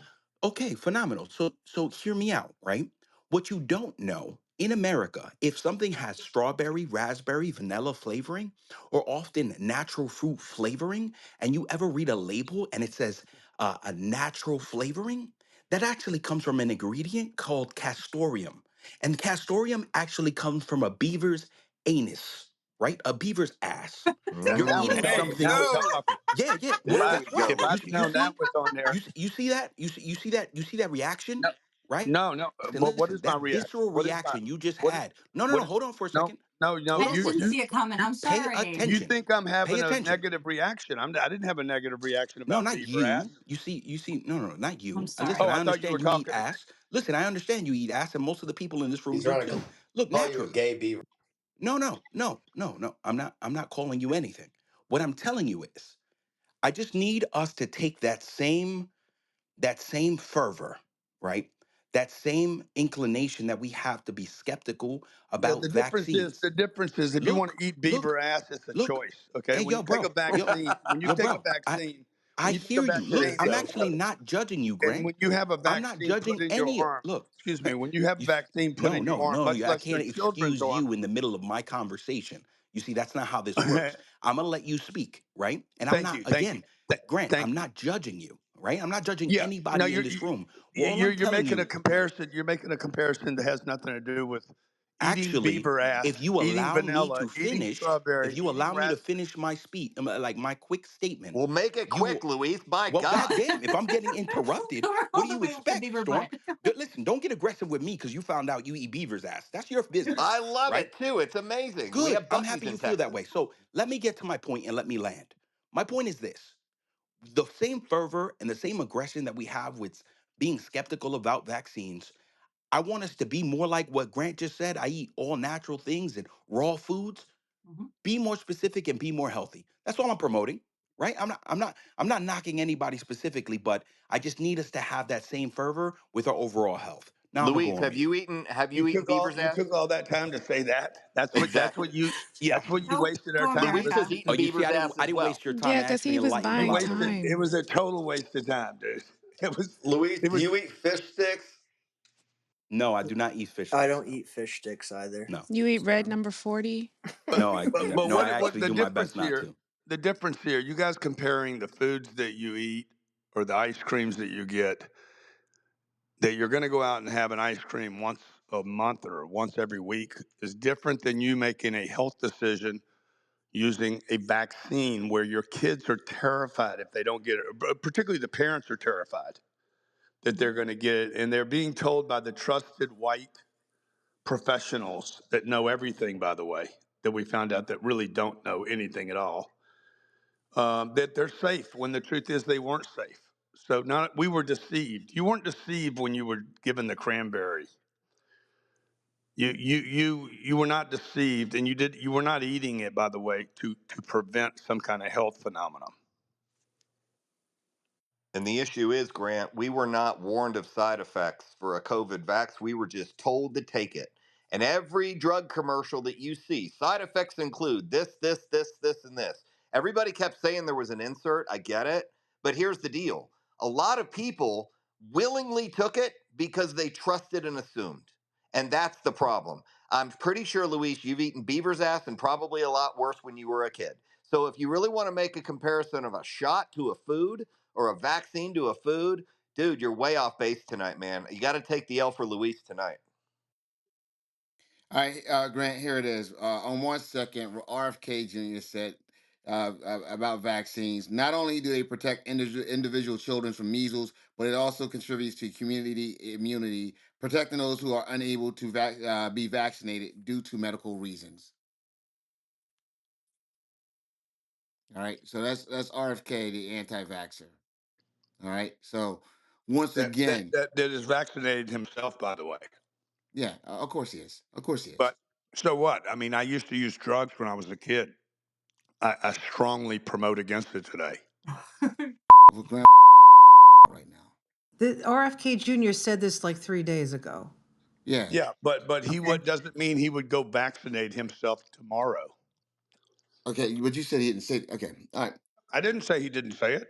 I trust that you're reading that and that you're reading No, it no. from When I a said it reliable earlier, source. you said he didn't say. Okay, all No, right. I'm not. So He's not promoting.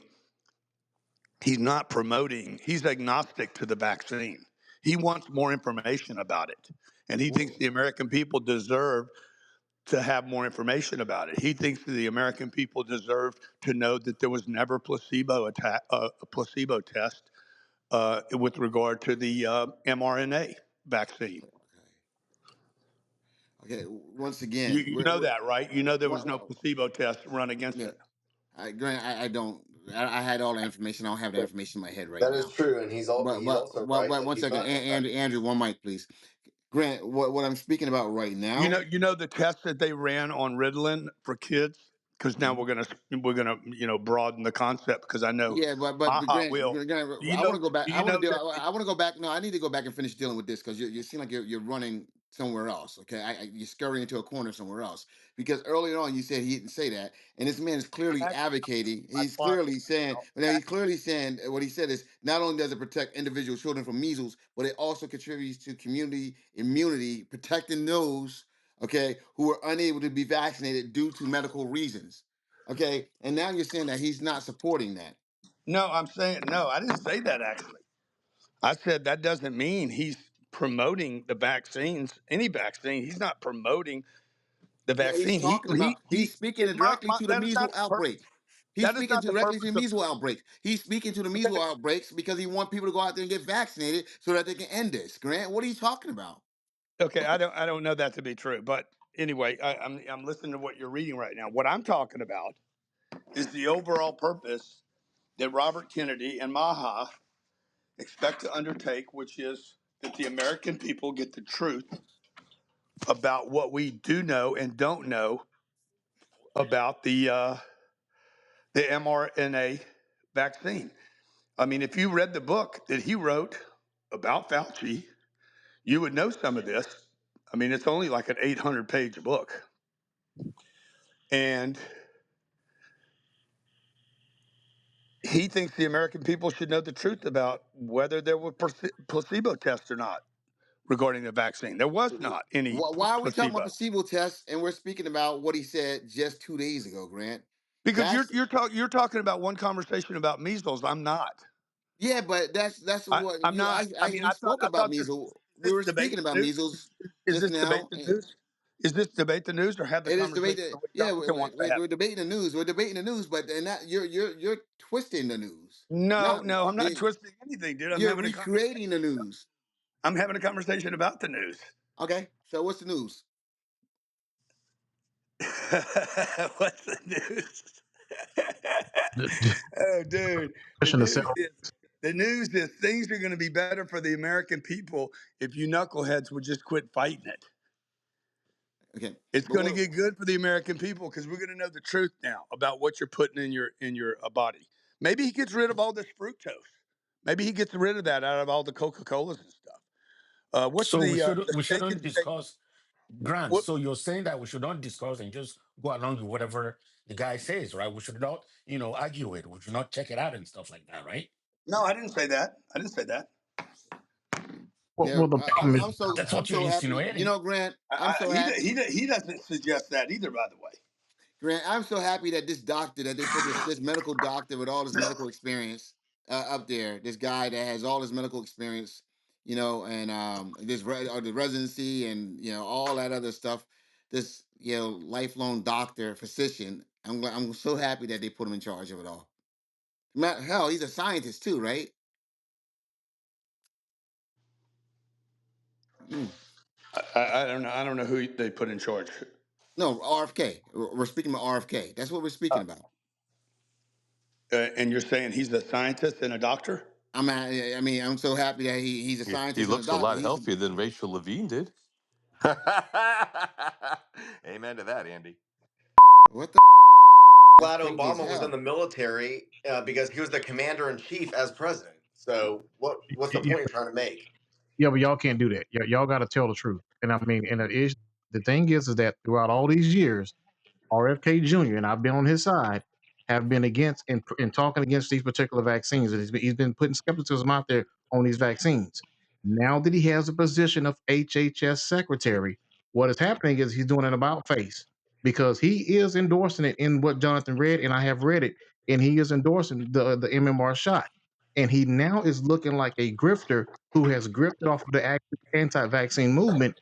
And now anything he says moving forward is going to be called into question. Yes, he has done some good work in the past, but when he's confronted with making the decision, he didn't lean on any of that past skepticism. What he did was he's actually providing the shots to West Texas. He's actually getting behind the MMR shot and he's telling people to get vaccinated. And you guys have to be honest with that. Is the They're not measles going to an be honest. mRNA vaccine?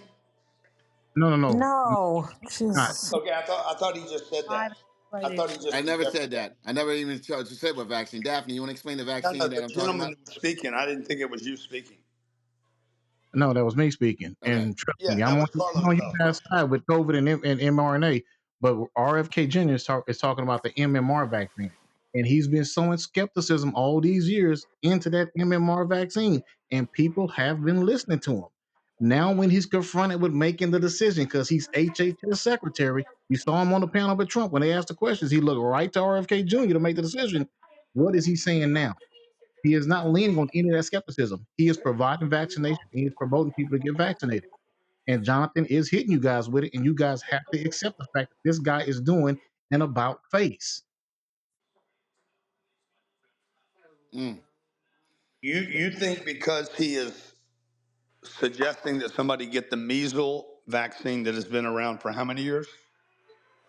Since 1960 something. You're But suggesting he was that you're just, suggesting that's the same as him wanting to question the mRNA vaccine. bro, The that sub- has nothing to do with the other. You're moving Wait, wait, goalposts. wait. Can I just Go ahead. Yeah, go ahead. RFK Jr. for years has said that the Hi, Kira. MMR vaccine causes autism. He has said it as recently as 2023. He has said it consistently throughout his career. This has nothing to do with the mRNA. This is this old vaccine.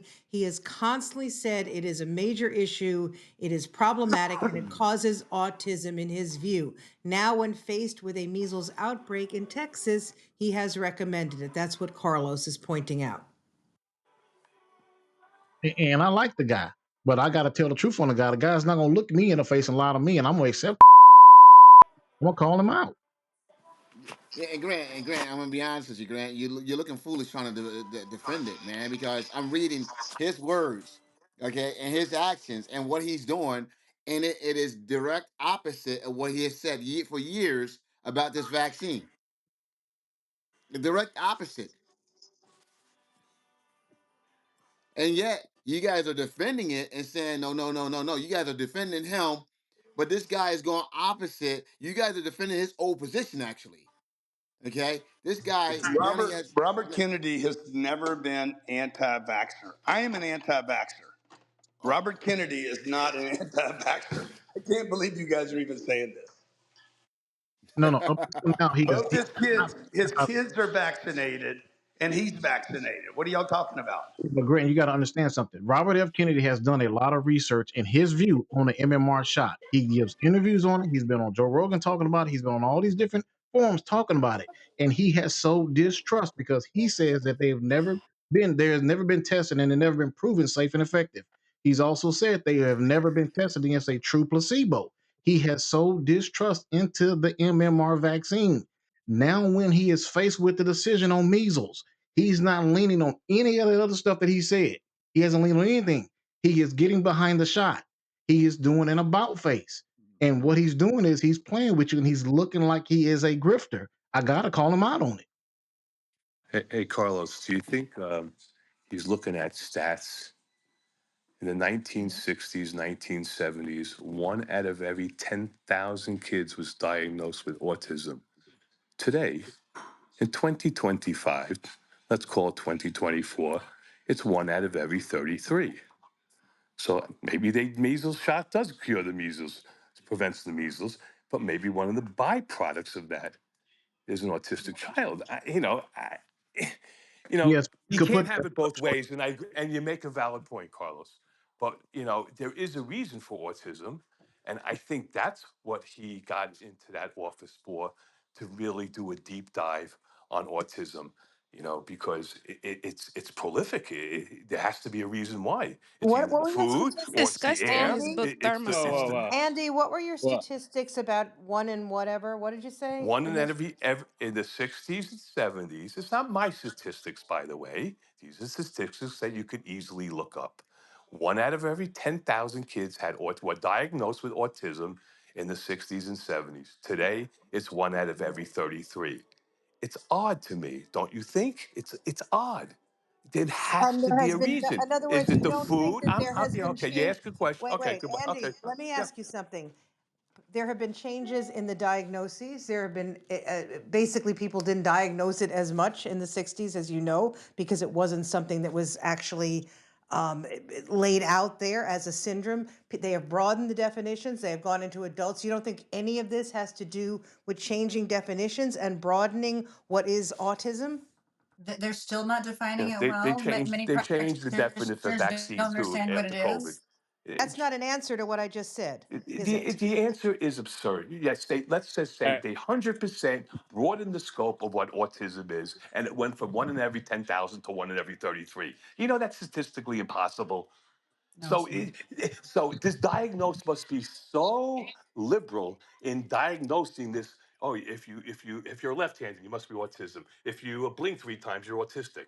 Because it doesn't go from 1 out of every 10,000 to 1 out of every 33. It's impossible. There's a reason for it. Water, air, food, vaccine. Pick one, or maybe it's all four of them. I don't know. I'm not a scientist or a doctor, but I find these statistics alarming. You don't? yeah, but Well, let me just if we're gonna deal in spurious He discussed it in information, his book Thermosol, uh, though, just so if Go, y'all go, want to Makita. if, reference Go, it. well, Makita. if we're Makita. Yeah, what was that, if we're gonna One mic on Makita. Go ahead, Makita. I just said he discussed it in his book Thermosol, his concerns regarding autism and the vaccines. I just wanted to give that point of reference. I know it's a pretty old book, but that is a book that he did write. Makita, real quick. So, did he talk about the MMR vaccination as well? He goes through discussing a lot, his concerns, the statistics. There's a lot of things that he discussed in that book. I'm okay, I'm not in MMR and I'm not autism, though? I'm not in this. I'm not participating in this conversation on purpose. I'm listening. I'm given a resource, but I'm choosing to not participate. Yeah. The Marisol was never Always in the respect it. MMR vaccine, just Well, to tell you. it's a resource. Like we're giving I'm resources, and I just know if I saying, put it in though, the we were chat, talking about, people are but not going to but be we able to were get it. talking about MMR and autism, and you mentioned the I always say it right, the Marisol, which has never been in the MMR vaccine. Just a thought. Okay, what I'm saying is if I put the resource in the chat, they may not get it. And we're talking about his position. Another book that he wrote was mentioned, and I'm mentioning the resource in case someone wants to go look it up themselves to understand his position.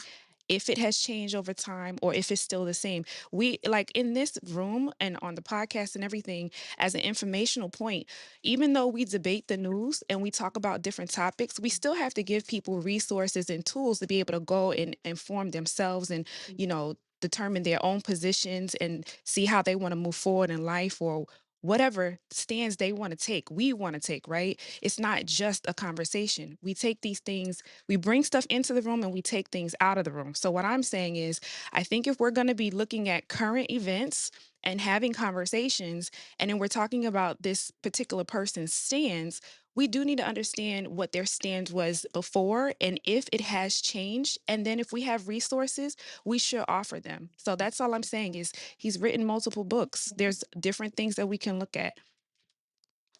Might for a moment.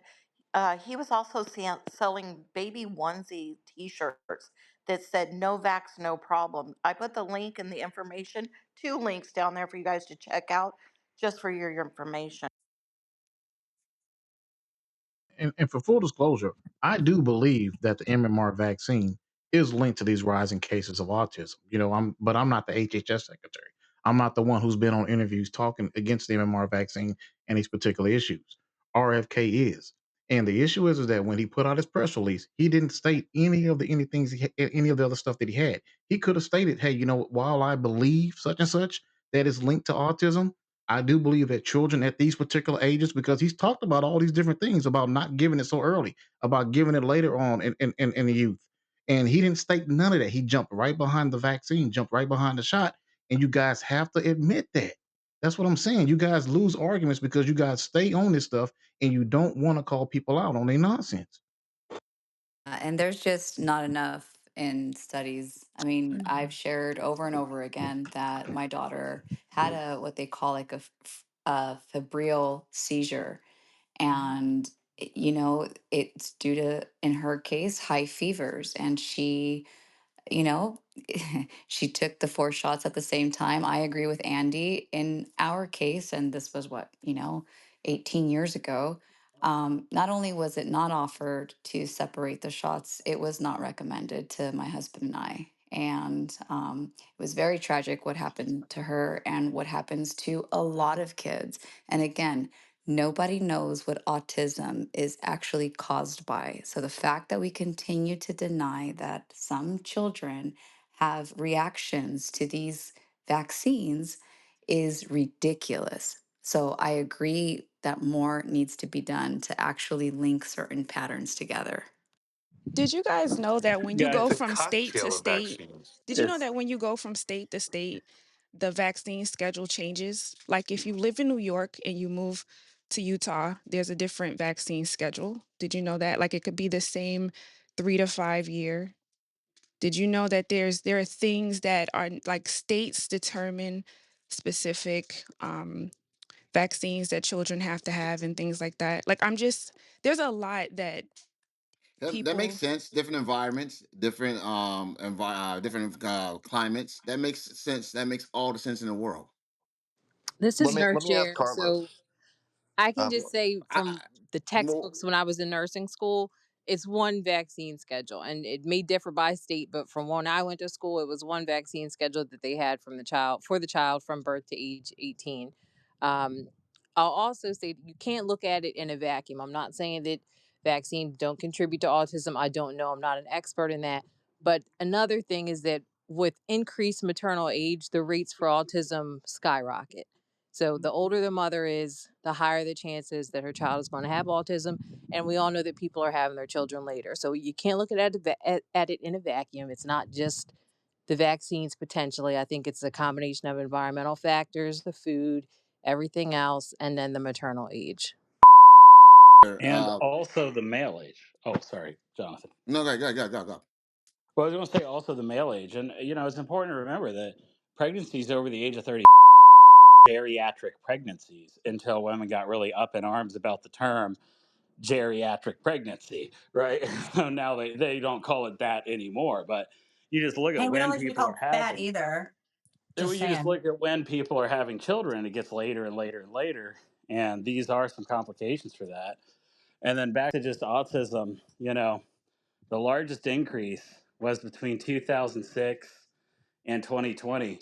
Now, either this was caused, they changed the DSM, Diagnostic Statistical Manual, which changed how they diagnose and the signs and symptoms they look for autism, which would be across all mental health and all medical professions.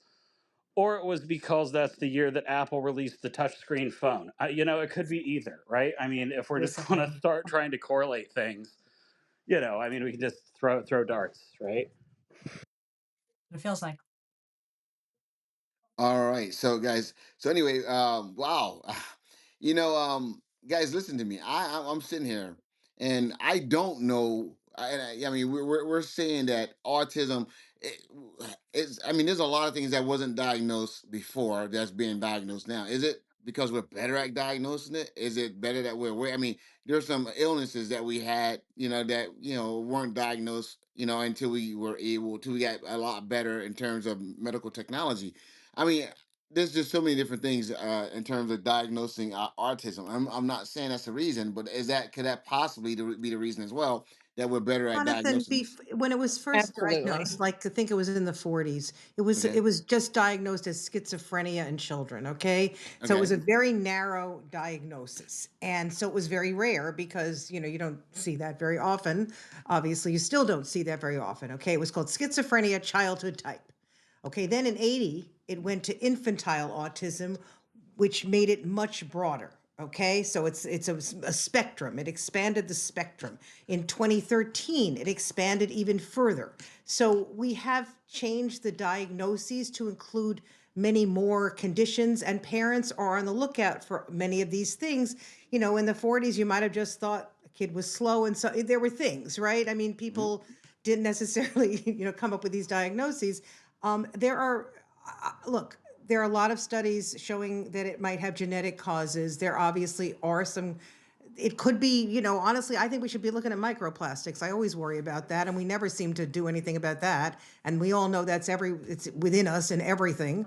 But I think there have been, what's interesting is in terms of just MMR and and autism, there have been a lot of studies, like an awful lot. Like there was one in Denmark, 500,000 children, which is and it's Denmark, it's not America, it's not whatever. And they said there was no difference between unvaccinated and vaccinated. So if you listen to Senator Cassidy when he was talking to RFK Jr. about this, basically he said we have 40 years of studies showing there is this particular vaccine, MMR. I'm not talking about anything else. MMR and autism that show there is not this connection. Something has clearly happened. Some of it is diagnoses, some of it might be other factors, some of it's genetic, some of it is older pair. I can't answer exactly what it is, but what I will say is there are lots of studies about this particular vaccine not causing. When you look at when And when you look at a study, it's really important to know who's funding the study. Just in any study, you have to remember that who is putting up the money for that study, and then once you determine that, then you realize it has a bias or not. In order for you to truly evaluate a study, that information has to be ascertained. Oh my God, Andy, I gotta ask you, did you even believe in Santa Claus? Jesus. No, I didn't believe in Santa Claus. No, I didn't. Never. well, I So want to can I point just, out. Andy, can I just say one thing that the Danish study that I referenced was funded by the Danish National Research Foundation, which is a government-backed Danish entity. Now, if you think they have some bias, I have no idea what those biases would be, but it wasn't Moderna, it wasn't Pfizer, it wasn't a drug company, et cetera, okay? Yeah. Hey, did you guys notice when Carlos called Grant out, he hauled ass? I hate to do that on this subject because I typically will side with Grant. When he gets on, he but hauled I have to do that. When we talking mRNA and COVID and stuff, that me and Grant are aligned. Carlos, let me ask you, why do you think he changed his mind? Who RFK Jr. Yep. Because the thing about it is that when you're confronted with the actual, it's a lot easier on the sidelines to throw stones and to say a lot of things, but when you're confronted with the decision making and you have 140 something cases, the safest thing for him to do is to go with the safe bet. And the safe bet at this time for RFK Jr. is to get behind the shot because if he says anything different and this thing actually gets out of hand, and he was in a position to administer a shot and encourage a shot, there's going to be hell to pay for the administration. So this thing goes way up, even probably beyond him. But my thing is that he has a lot of extensive research, the way he talks into this particular situation, and he didn't lean on any of that. The first thing he went to was a shot. Now, on one of the caveats is if you get the Children's Health Defense newsletter, they're not talking about the shot as far as like as a deal to deal with a particular situation in West Texas. They're actually interviewing doctors who are implementing therapeutics. So his organization is taking a different approach privately to the people that are subscribed, but publicly, him as HHS secretary, he's going with the actual norm, That and that it's that, that, very hypocritical, is what they're doing. that's why I just say that seems very snake oil salesperson. Like, man, if that's what they're doing, I mean, they're profiting off of people. I guess the mistrust that he sowed, while publicly he's putting the correct information out there. That doesn't make sense. It seems like he's doing it to make a profit. And what you're saying is correct. Well, It- it- they're not selling anything. I'm talking about they're interviewing doctors who are saying, "Hey, we're doing things like giving inhalable budesonide for people who have respiratory situations with the measles and stuff like that." That's what they're doing. They're highlighting doctors that are trying to treat it, but he's publicly getting behind the actual shot. All right. Yeah. Hey guys. First of all, thank you guys for being here and debate the news. Man, oh man, I'm enjoying the conversation. I'm learning a lot. Carlos, I like the way you. It was like you were like a can of Raid. I mean, you like, it was gone. But with that being said, if you guys are listening to us at home, make sure you guys that's listening to us at home, hey, come join us, man. Download that Chatter Social app. That Chatter Social app, guys. It is Oh yeah. amazing. It's amazing because here's the deal, folks. We have debate the news sports edition coming up. Okay. And we have people lined up for that. We have debate the news business, stocks and crypto. Oh man, Skull, you guys know Skull Woo! here. Skull's gonna be doing that every weekday morning, guys. I am still here. Yeah, absolutely. Yeah. Yeah, our Skull is here, and so he's going to be doing it every weekday morning. We have debate the news entertainment. Okay, Woo! Latrell's involved in that. We also have debate the news local, folks. So that's just local news where you come in, you bring local stories, and it was fun. I mean, it was great. We had 2B over there. He had Madeline with him, but Andrea, I mean Andre, was It's Adrian, Parker. Adrian Barker came in and stole the show. So that was pretty fun to listen to Adrian. Is Adrian here? Adrian going once. Can someone get Adrian in here, please? If you guys, can someone please get Adrian Barker in here? Anyone, please get Adrian Barker in here. But Adrian Barker stole the show, folks. And I definitely want to introduce you guys to Adrian Barker. I need to find. Can someone please get Adrian Barker in here, please? You If you got Yeah, guys, it. but all right, thank again. you, Dana. Listen, Jonathan, that's been my favorite part of this whole thing. I feel like there are Okay. hidden gems everywhere. Is that Adrian's voice that I hear now? No, she's not here yet. All right. Oh, okay. So But yeah, I so mean that's what's been happening, right? Like with all these things, we've been finding a lot of hidden gems here, Jonathan. absolutely. So absolutely, guys. What I'm trying to tell the people at home: download this app. Download this app, folks. It's the Chatter Social app. All right, you guys can come and participate live. Okay, and you guys can talk to Adrian and Tu and and Skull and Tara and Grant and Storm, everyone, all those great people. We have Divine, Madeline, you guys can come and talk to all these great people. So download the Chatter Social app. You can get that app. You can get it either at the Google Play Store, or you can get it at the Apple App Store. So either one of those places is available for both iOS as well as Android. So make sure you guys do that. Also, if you guys are here in the audience right now, up top there, right above us, okay, on both apps, you guys are able to download, okay, the follow first of all, follow the app. I mean the podcast, and download like 10 episodes, guys. 10. Come on, download some episodes for us, folks. And go leave a review there as well, folks. Appreciate you guys for leaving that review Mhm. because it helps out a lot. So, yeah. So, when Adrian Barker gets in here, I'm going to go back to her, but we're going to jump right back into it because from what I'm seeing right now and what I'm hearing right now, believe it or not, the MMR vaccine, measles, mumps, and rubella vaccine. Some people believe that is safe and effective. Some people believe that it should be broken up, and if it's broken up, it's even more safe and effective. And some people are saying don't get it. So I once again, I'm sorry. Uh, Call me naive. I'm going to go with the doctor recommend. I'm going to go with what the government recommend. Because yeah, generation after generation, we've lived longer and longer and longer. With the exception of COVID, when COVID came in, that's a little glitch in, and a lot of people died. But for the most part, a lot of that is due to the prophylactics that we have, and by that I mean the vaccines. The vaccines have allowed us as mankind to avoid a lot of childhood illnesses that was normally out there that would have taken us out long before we had a chance to become the best version of ourselves. So, with that being said, folks, I want to say thank you guys and welcome to the show. Let's get back to it. Storm, are you here?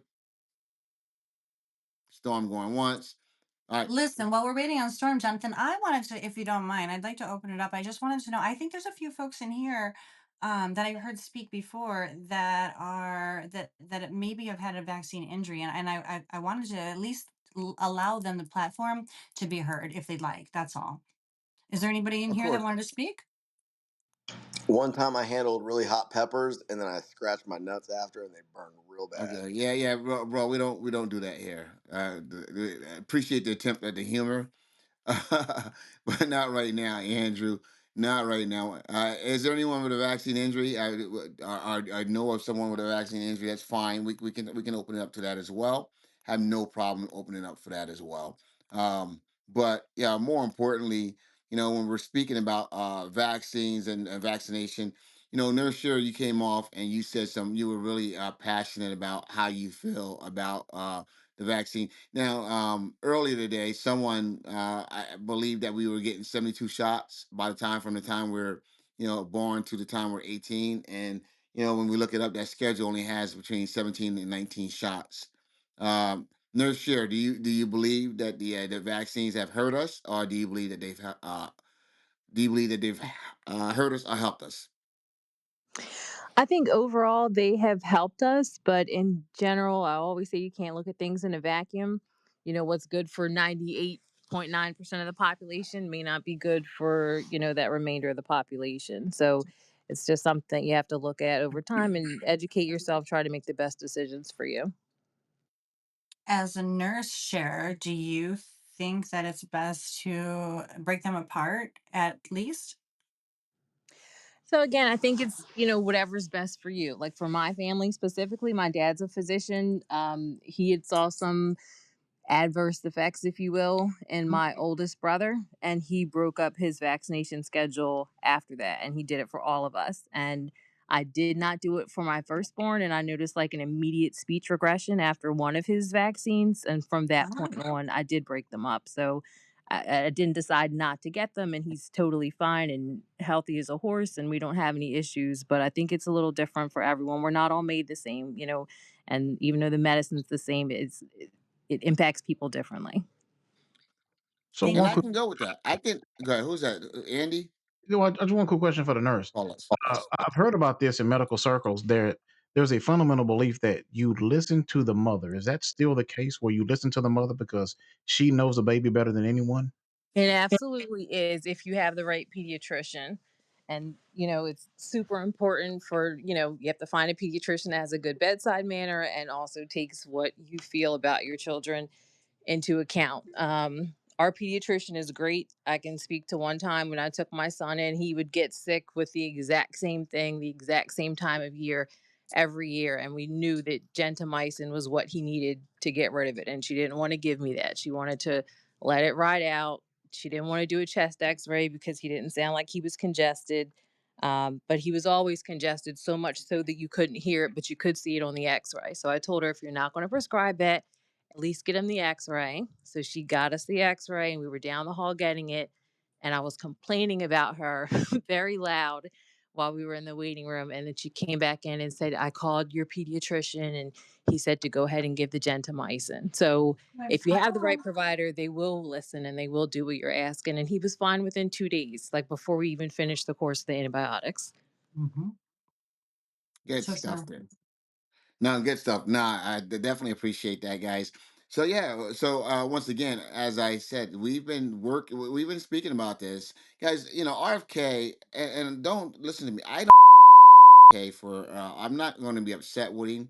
I'm not going to call him any kind of name because when it came down to it, I believe he did the right thing. Okay, I think I would have been a lot more upset with RFK if had came down to it. He had stuck with that anti-vax. Uh, if he would have stayed with that, so um, it actually made me feel a lot more comfortable. As someone that doesn't support him being in that position, because I don't. I'm not gonna lie. I don't support him being in that position, but it made me feel a lot more comfortable knowing that when it came down to it, that he was willing to go ahead and make the call and say, hey, you know what? Let's get the shot out there. And so that is what I want. That's the only thing I expect. And if he does that, and if he continues to do that, then I'm okay with that.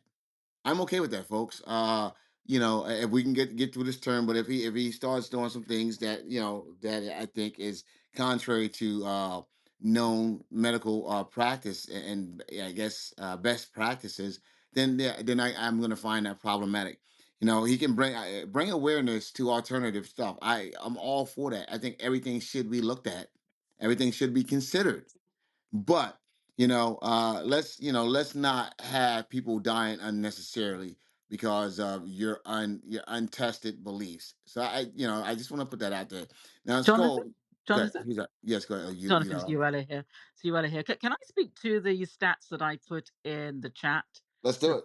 yeah. Okay. Cool. So I asked Microsoft Copilot to provide me with a chart of the average life expectancy for various countries compared to the estimated number of vaccine shots. So these are separate shots, not per disease, but per shot. Yeah. So I found the first two entries quite interesting. So the American life expectancy is 79.5 apparently, and you guys have 28 childhood vaccine shots. United Kingdom, we live longer at 81.5 years, and we only have 13.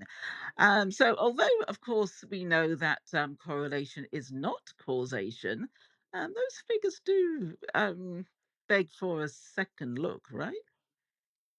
Not in my opinion, because I feel like you have to factor in other things like stress and environment and everything else. And I don't mean to speak broadly, but you guys probably have less stress knowing your health care is paid for over there than the people in America. So that could be attributed to it too.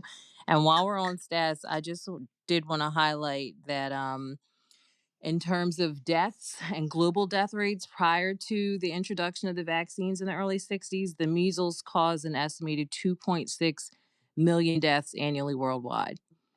And that mortality rate varied depending on access to healthcare, nutrition, living conditions, and obviously countries that have less access to healthcare.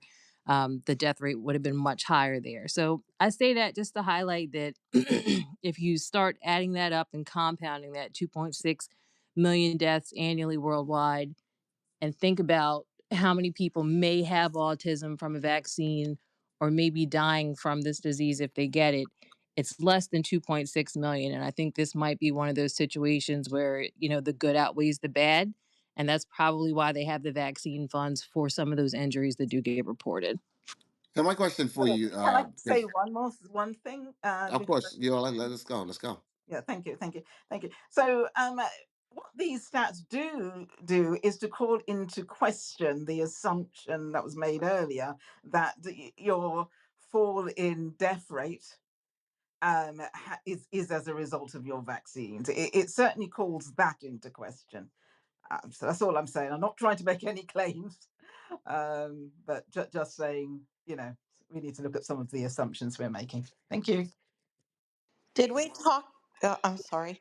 Did we Well, talk about the blood-brain barrier, introducing Tylenol at the time of giving vaccinations in infants, and how the blood-brain barrier not being in full tact can allow the heavy metals to enter the brain via the blood-brain barrier not being closed? I don't know anything about that. Tara, is Tara here? Because Dr. Captain's here. Tara's Uh, not gonna Dr. Dr. know. Captain and Tara. I think Tara's not here. I think Dr. Captain's here. Dr. Captain, you want to answer that about what was that? Metals entering the brain as a result of.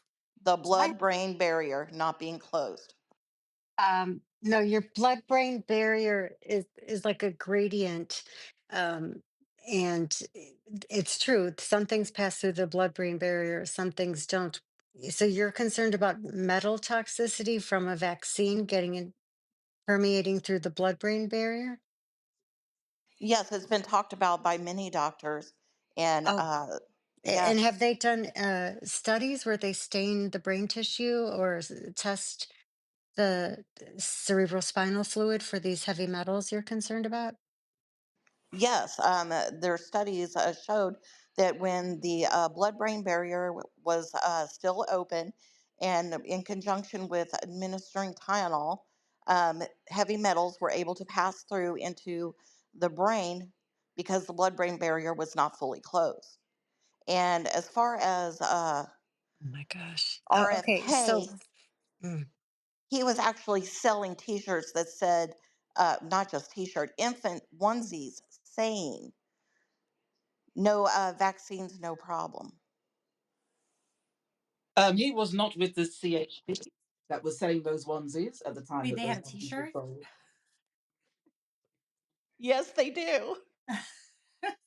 Then it must be true. They're $29. What why the? did you bring up Yeah, but he Tylenol? was not with the CHP at that time. I'm So going to recommend the Trump Bible to help you get through this because I'm going to bed. Good night, you guys. Thank you, Dr. Catherine, for all the times that you weigh in. We appreciate you. Yeah, absolutely, guys. One second, guys. I want to bring Tara back in because I want to ask Tara because Tara has read studies on this. Tara, yeah, Tara. So, Tara, we have a someone here that says you want to repeat that about the blood. You want to do that? The heavy metals getting into the brain from Yes, infants. evidently there are doctors that have done studies on it that because of in infants, the blood-brain barrier is not fully intact yet. That these immunizations and the heavy metals are able to enter into the brain via the blood-brain barrier not being fully closed. Blood-brain barrier is also open as an adult. Gabapentin and Lyrica can cross the blood-brain barrier. You have to be very careful. I mean, alcohol can pass it to us, just how the body's made up. I'll just throw in that heavy metals aren't used in vaccines at the rate that they used to be. I know they're still using it in, I think, the multi-dose vials of the flu vaccination, but that's in there to help make sure that there's not like bacteria or fungus or anything else that's going to grow when the needles are being introduced into the same vial to pull down doses from it. So just wanted to throw that out there that the Marisol is not used at the same rate that it used to be. Thank you, Nurse Cher. You're welcome. Tara, in terms of these metals, are you there, Tara? I'm here, but it's not an area that I know much about. But I think aren't those sort of metals really large molecules? And aren't they too large to cross the blood-brain barrier even in infants? So I they're thought that, they're speaking specifically about thimerosal, unless someone wants to correct me and say they're referring to something else. And it's like it's a form of mercury, which is a heavy metal, but it's not. yeah, but thimerosal is not in that many vaccines anymore. I No, mean, it's not. It's not. they've taken it out. Like I said, yeah, it's not an MMR. I guess it's in some older ones. But I don't, I think maybe that could cross the blood-brain barrier. I don't know, but that one I don't know about, but I do know that I thought in most cases the metals are just the molecules are too big, right? So the other things, it just doesn't make any sense. But I don't know what people are talking about here. And like I said, this is not anything I've ever studied much. No, this is where the autism discussion started because Tamarisol was used as a preservative in the It was vaccine. never used in It, MMR vaccines. Never, ever, I did ever. not say that, Tara. Let me speak respectfully. Because it was used in vaccines and contained mercury, and the symptoms of heavy metal poisoning are all almost parallel to those of autism. So that's where the discussion came in, and that's why it was removed from vaccines in 2001. Yes, ma'am. Correct. And why do we have RFK Jr. for what appears to be 20, 30 years saying it was MMR? His book is called that in an entire discussion of the vaccine debate. So it's not the only thing he was speaking about in the MMR vaccine, which is why he still speaks about it even after Tamarisol has been removed. The Marisol, once again, was never in MMR, and he has consistently made the claim that MMR causes autism, which has been consistently debunked by numerous studies. I mean, And like I there went, are I 40 years of understand that, but studies. you're saying the same thing, and I'm not Excuse me. I'm saying that. sorry. Lisa, can you please speak up so that everyone can hear you a little bit better? You're just a little low, that's all, and I want to make sure everyone can hear you. Thank Sorry, you. guys, this is what took me so long. I'm on the road. We appreciate you. I can hear you a lot better now. Go ahead, Lisa. Yeah, so the Tamarisol, the argument was related to it being in vaccines, which is the same argument has gone for flu shots, referring to the fact that that preservative can cause autism because of the mercury. It's not relevant necessarily to the MMR, but the MMR argument, the reason he's still giving it after 2001, when it's no longer in any vaccines, is because, or in the ones that we're talking about, is because he's referring to the way that it's grouped and the fact that these doses haven't been tested on infants. They don't have infant levels that have been tested. So if you look at the research of what he's talking about with the MMR, I'm not talking about Tamarisol, and neither is he. He's talking about the grouped vaccine. and if I can piggyback on that, see the issue with MMR, what people are saying is the fact that, and this is coming from mothers. These is coming from mothers, and mothers have been discounted in what they're saying was going on with their child. Mothers are saying that, hey, my child was this way. My child was lively. My child was attentionate. My child was looking at me, and I took her in or took him in for this particular shot, MMR, and overnight they developed this fever, and the very next day their child turned into something totally others are saying. And I don't know if Nurse Sherry can back me up on others are saying, and it has something to do with the administration of this particular shot at 1 year old and introducing 3 viruses into the system and that subsequent fever that's happening after this particular shot. And the very next day, there's a change in their child. And mothers have been discounted. And that's why I asked Nurse Sherry that does it still remain that you listen to the mother because nobody knows the child better than the mothers. And you mothers in the room, you mothers can wake up in the middle of the night at 2 or 3 in the morning and know your child is sick and go right into the room and know that there's something wrong. That's exactly the story with my daughter. And I think where I vary in opinion is that I think it's impossible to a definite degree to say that one specific shot causes autism when we don't even know what causes autism and doctors vary in how they even diagnose it. In my opinion, it boiled down to the fever, an incredibly high fever. We're talking 103 plus, 104 plus. And it took a while to bring that fever down. And so, one of the things that you'll see in a lot of the studies with the people that do say that a high fever caused something in the brain neurologically, it is tied not necessarily to one vaccine, but the introduction of so many diseases or viruses at once. And I think because we don't put any validation to this, I think that it stops other type of studies from happening or genetic testing to see if you could figure out what kids shouldn't be taking certain vaccines, or at least in the doses that they're taking it. And like I said, this is not an area I've studied, so I'm asking. The what I just read was that babies get more aluminum, for example, which is another, which is something else that has been mentioned certainly by RFK Jr. and other people who are against vaccines. They get more from breast milk and from their diet on a daily basis than they would by a long shot from any vaccine. Is that true? I think we've gone beyond the heavy metals argument. I think we're talking No, no, about no. I just want to go because Lisa was talking about heavy metals and people were talking about heavy metals. I'm asking, is that true? Yes, Tara. Normal exposure just to normal stuff in your life is higher than what you would get in a vaccine. So it's So like how does the people are saying heavy it's metals probably argument make a lot of make it make sense for me then? I If mean you research, like if you look at Generation Rescue, where Jenny McCarthy was yelling about the same thing. Sorry. oh, you're in the matrix.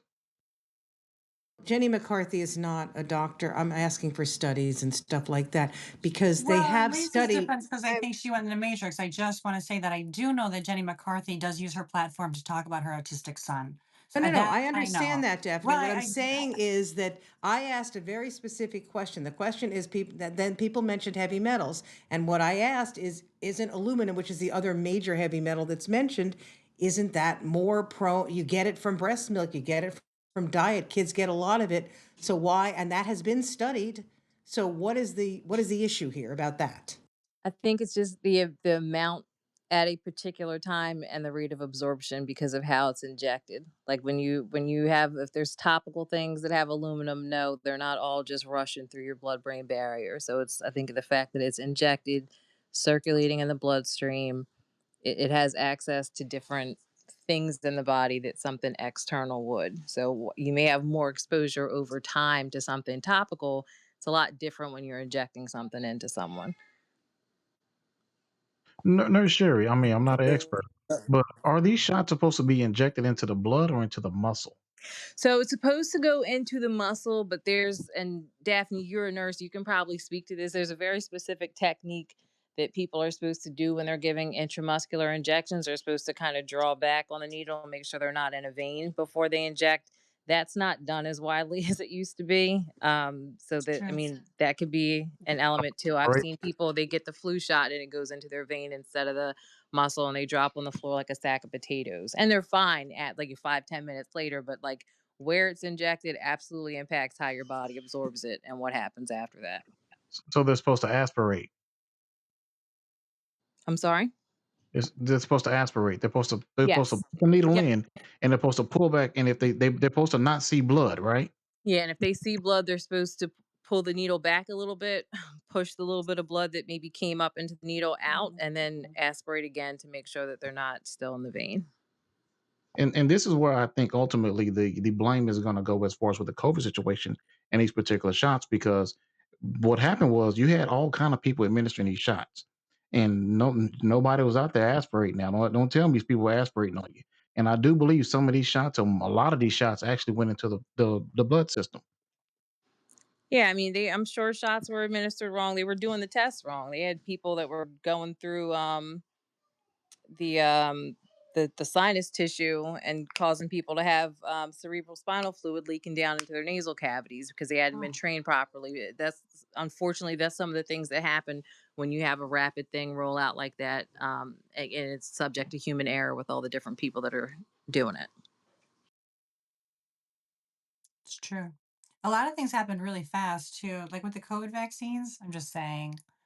Yeah, well, not too fast. I mean, they did have the manual from Moderna and BioNTech online, so I did read those before I made decisions for me and my family. But most people aren't comfortable reading those, wouldn't be able to digest all that information, and it was hard to get your practitioners to say anything other than what they were seeing on the news, what they were hearing in the medical forums.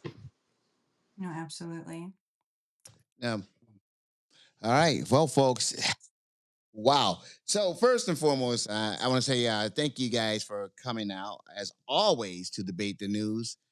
Man, oh man, whenever we talk vaccines, it's always a very controversial subject. So I want to say thank you to each and every one of you guys that contributed. And guys, listen to me.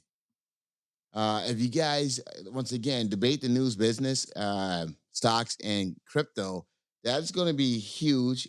Skull, are you there, Skull? Skull going once. I am here, and Skull, I'm actually flying out tomorrow early morning for some crypto business. But yeah, I will be starting that next week, and we'll be doing shows during the day, talking about stock market, talking about crypto, talking about general state of economics.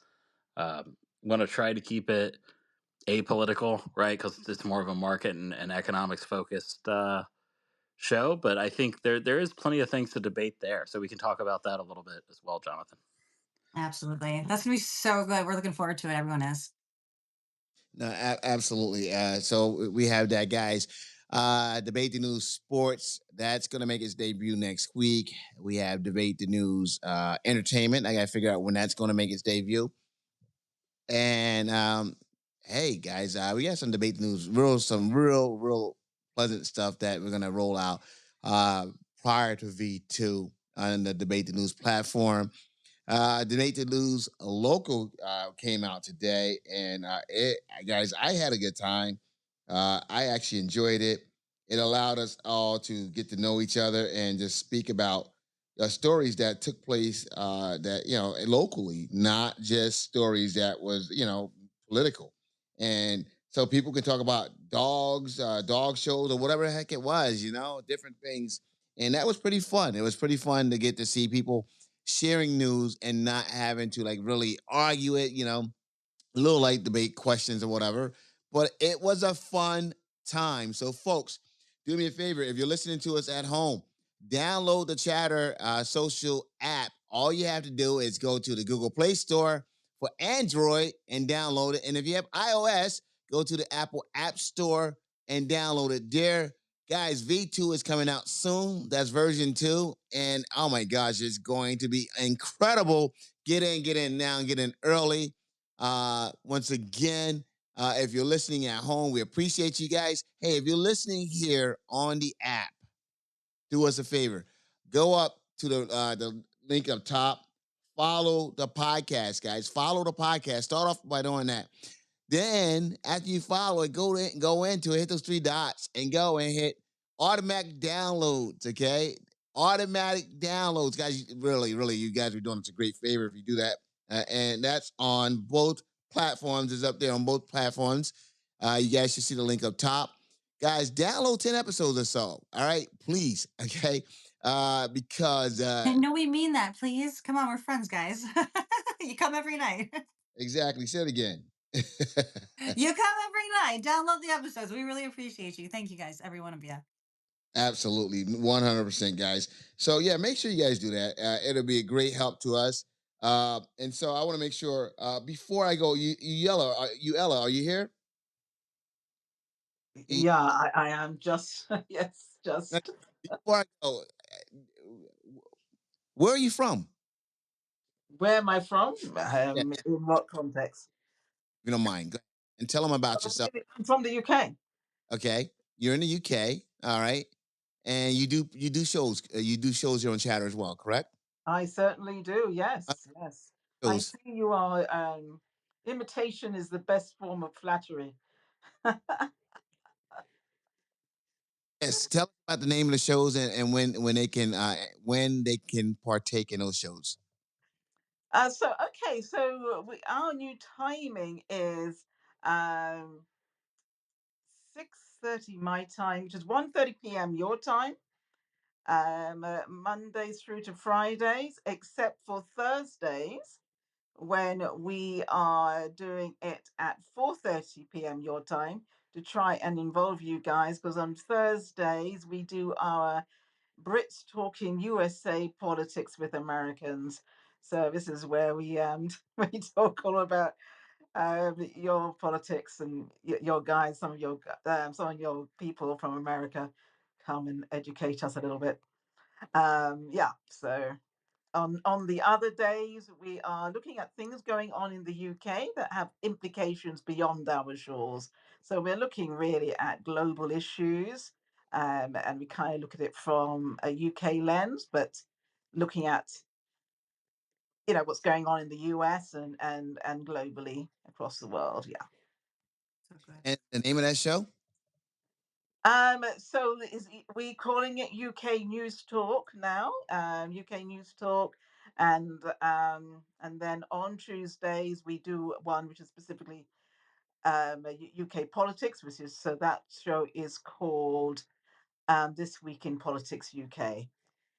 So we have three shows basically. One is UK News Talk, and the other is This Week in Politics UK, and the third one is Brits Talking USA Politics with Americans. All right, folks. You guys can find that on the Chatter Social app. Wendy, Wendy, are you here? Wendy, I want to make sure before I move to our closing. Wendy, are you Credit? okay? All right, Wendy Butler's not here. Who do you say? Who did you say? Credit? I didn't know if Credit was here. All right, credit. All right, so it's left to you. Let's do it. All right. Well, I'm the third ninja. Listen, hey, here on Chatter Social, we do have a great podcast that I guess I'm promoting tonight.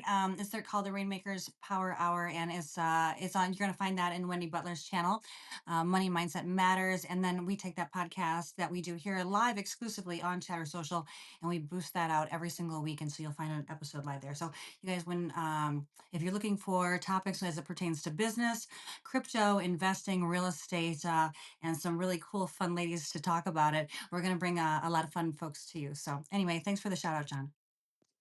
Should I have said, Jonathan, that the channel name or the group name is Across the Pond? So, Across. Across the Pond, yeah. That's exactly what you should have said. That's where you find Yella, Across the Pond here across the pond on Chatter Social. Yeah, thank you. Thank you so much for the opportunity to tell the people. No, guys, that's what we're here for. We're here to support and make sure. Guys, with that being said, we have come to the end of this portion of our show.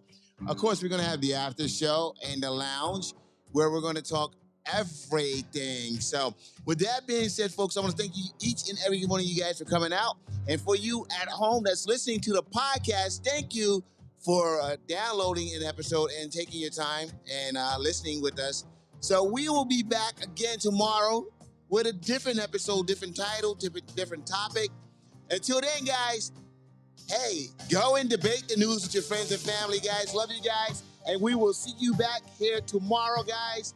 Same time, same channel on Chatter Social and Debate the News. Thank you.